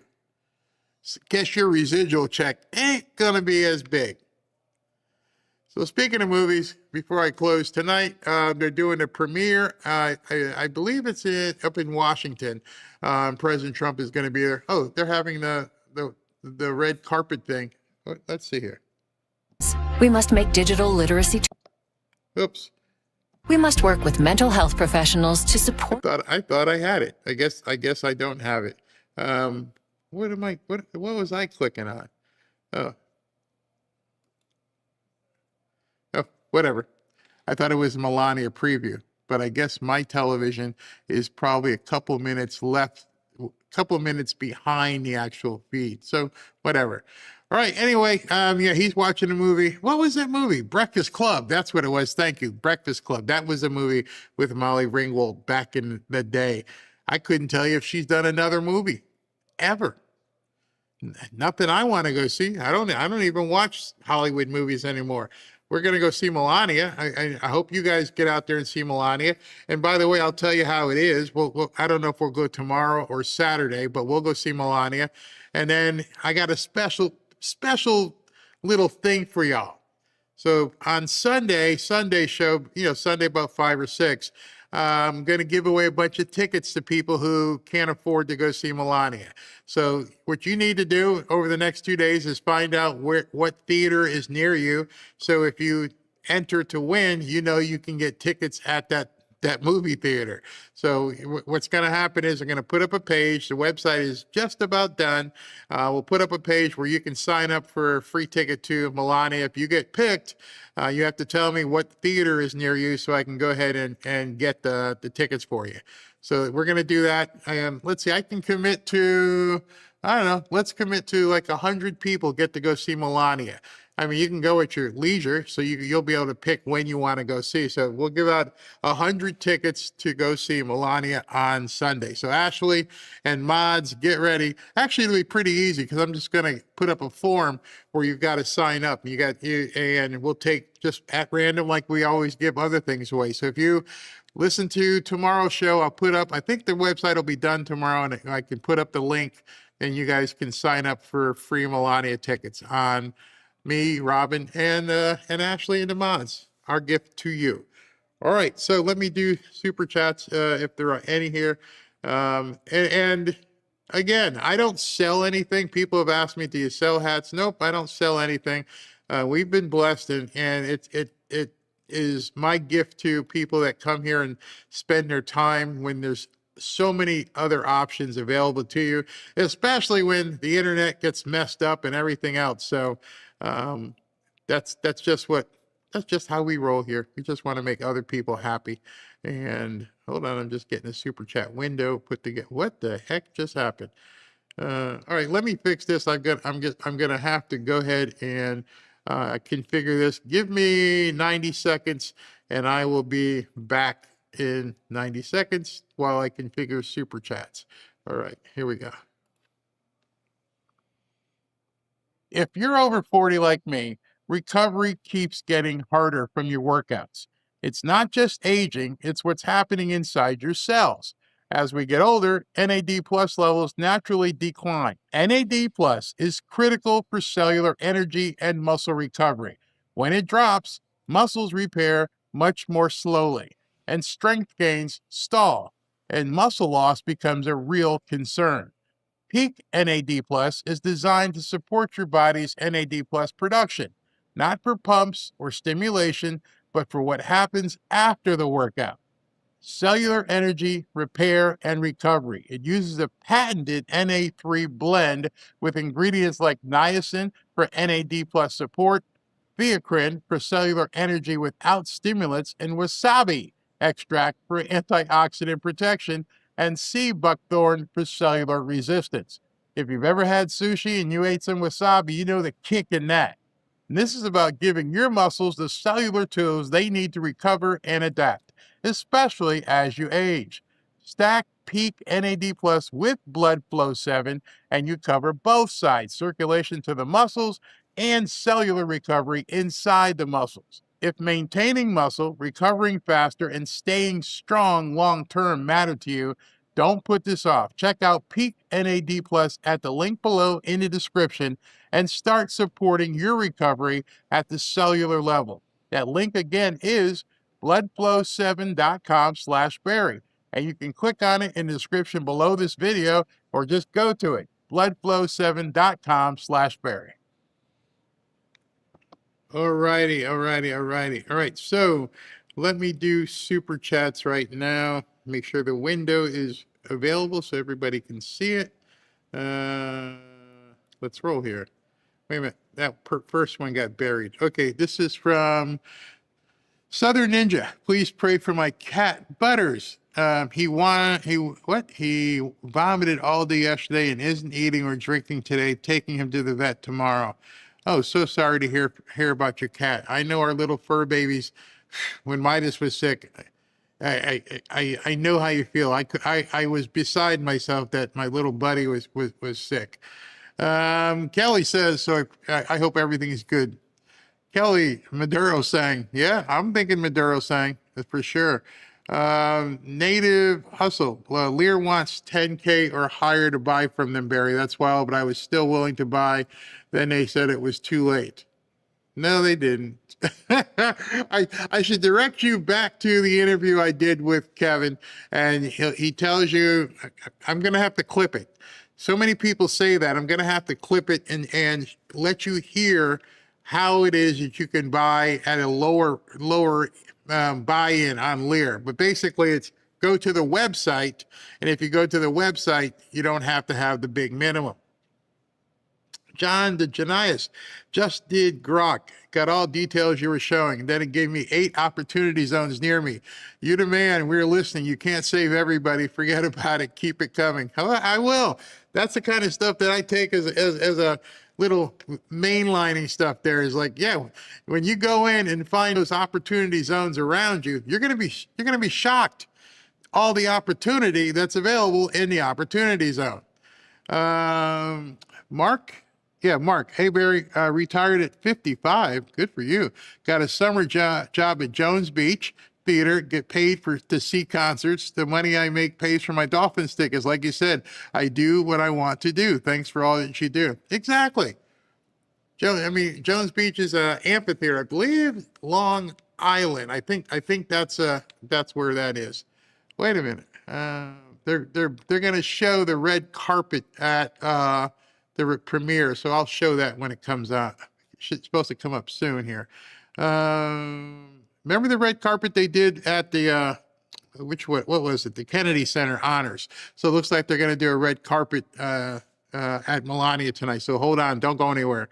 I have friends and family and AA, and NA. I want to congratulate all the people who shared your testimony with us. See, I didn't see it, but I understand a lot of people were talking about their own personal testimonies or people talking about it with their family. Congratulations and God bless you. Cutting edge, according to Officer Tatum, 38 arrests were made in Arizona for fraud. Something big is happening. Bingo. Actually big. Hold on, let me see if they're bringing in. I might have to come back to this. It looks like they have the red carpet up. Waiting for it to get here. It looks like I have a couple seconds delay. Wait 1 second. All right, let me keep going while they're waiting. That's good to hear. Christina Mozart, I have tripled my money since May. Thanks, Barry. Born in 96 makes me a late millennial. Hold on a second. Well, my thing hasn't, for some reason, I'm behind. Makes me a late millennial. Don't tell me millennials can't buy a house. I'm doing it. Thank you and congratulations to you. Captain Danny, thank you. Starfleet, where is it? Starfleet, Fulton County was telling out-of-state college students to vote in Georgia elections as if they were residents back in '92. I remember when I first saw it. My cousin Vinny in Virginia asked me to look for a place where I live. All right. And Charlene, you're the bestest, Barry and Mods. Thank you. Well, I was seeing police lights outside. Let's see here. Angel Grant, God bless you all. Thank you, Barry and family. And then Neil, my brother, hey, Barry, sorry late joining on commute home now. Must watch video later. God bless you. God bless you guys all for everything that you've done. All right, so I'm looking on my monitor up there, and they're talking about Melania, but the one I have plugged into my computer to show you looks like it's a little bit behind. So I will, as soon as the commercial is done here, I'll show it to you. But it looks like they're going to do a red carpet, maybe. I don't know. Maybe they'll show that later. Hold on. Let me just wait. Maybe it comes back from this commercial to the red carpet. I'm behind. Nah, they're not going to show it. They were supposed to show it, but they just keep cutting away from it. I don't know why Fox cuts away from so much stuff. Whatever. All right, so I'm going to put on the after party, and if they do the red carpet thing, I'll tape it for tomorrow. Captain Danny says, here, let me show that. Captain Danny says, AA saved me from myself, 23 years sober. Wow, wow. That's awesome. Mrs. Twice, thank you very much. And Charlene Bates, I hope you read the email I sent. Well, if it comes to the right email, I will definitely take a look at it and I will respond to you. It's very hard for me to respond to all of the emails I get, but I'll be looking out for yours since you just mentioned it. All right, so I'm going to put on the after party. If this thing catches up and am I on the right station? Oh, I'm way behind. That's way behind. I was way ahead. All right, so it's probably not going to show it here. I'll have to tape it. In any event, you guys have a great evening. I'm on my way home.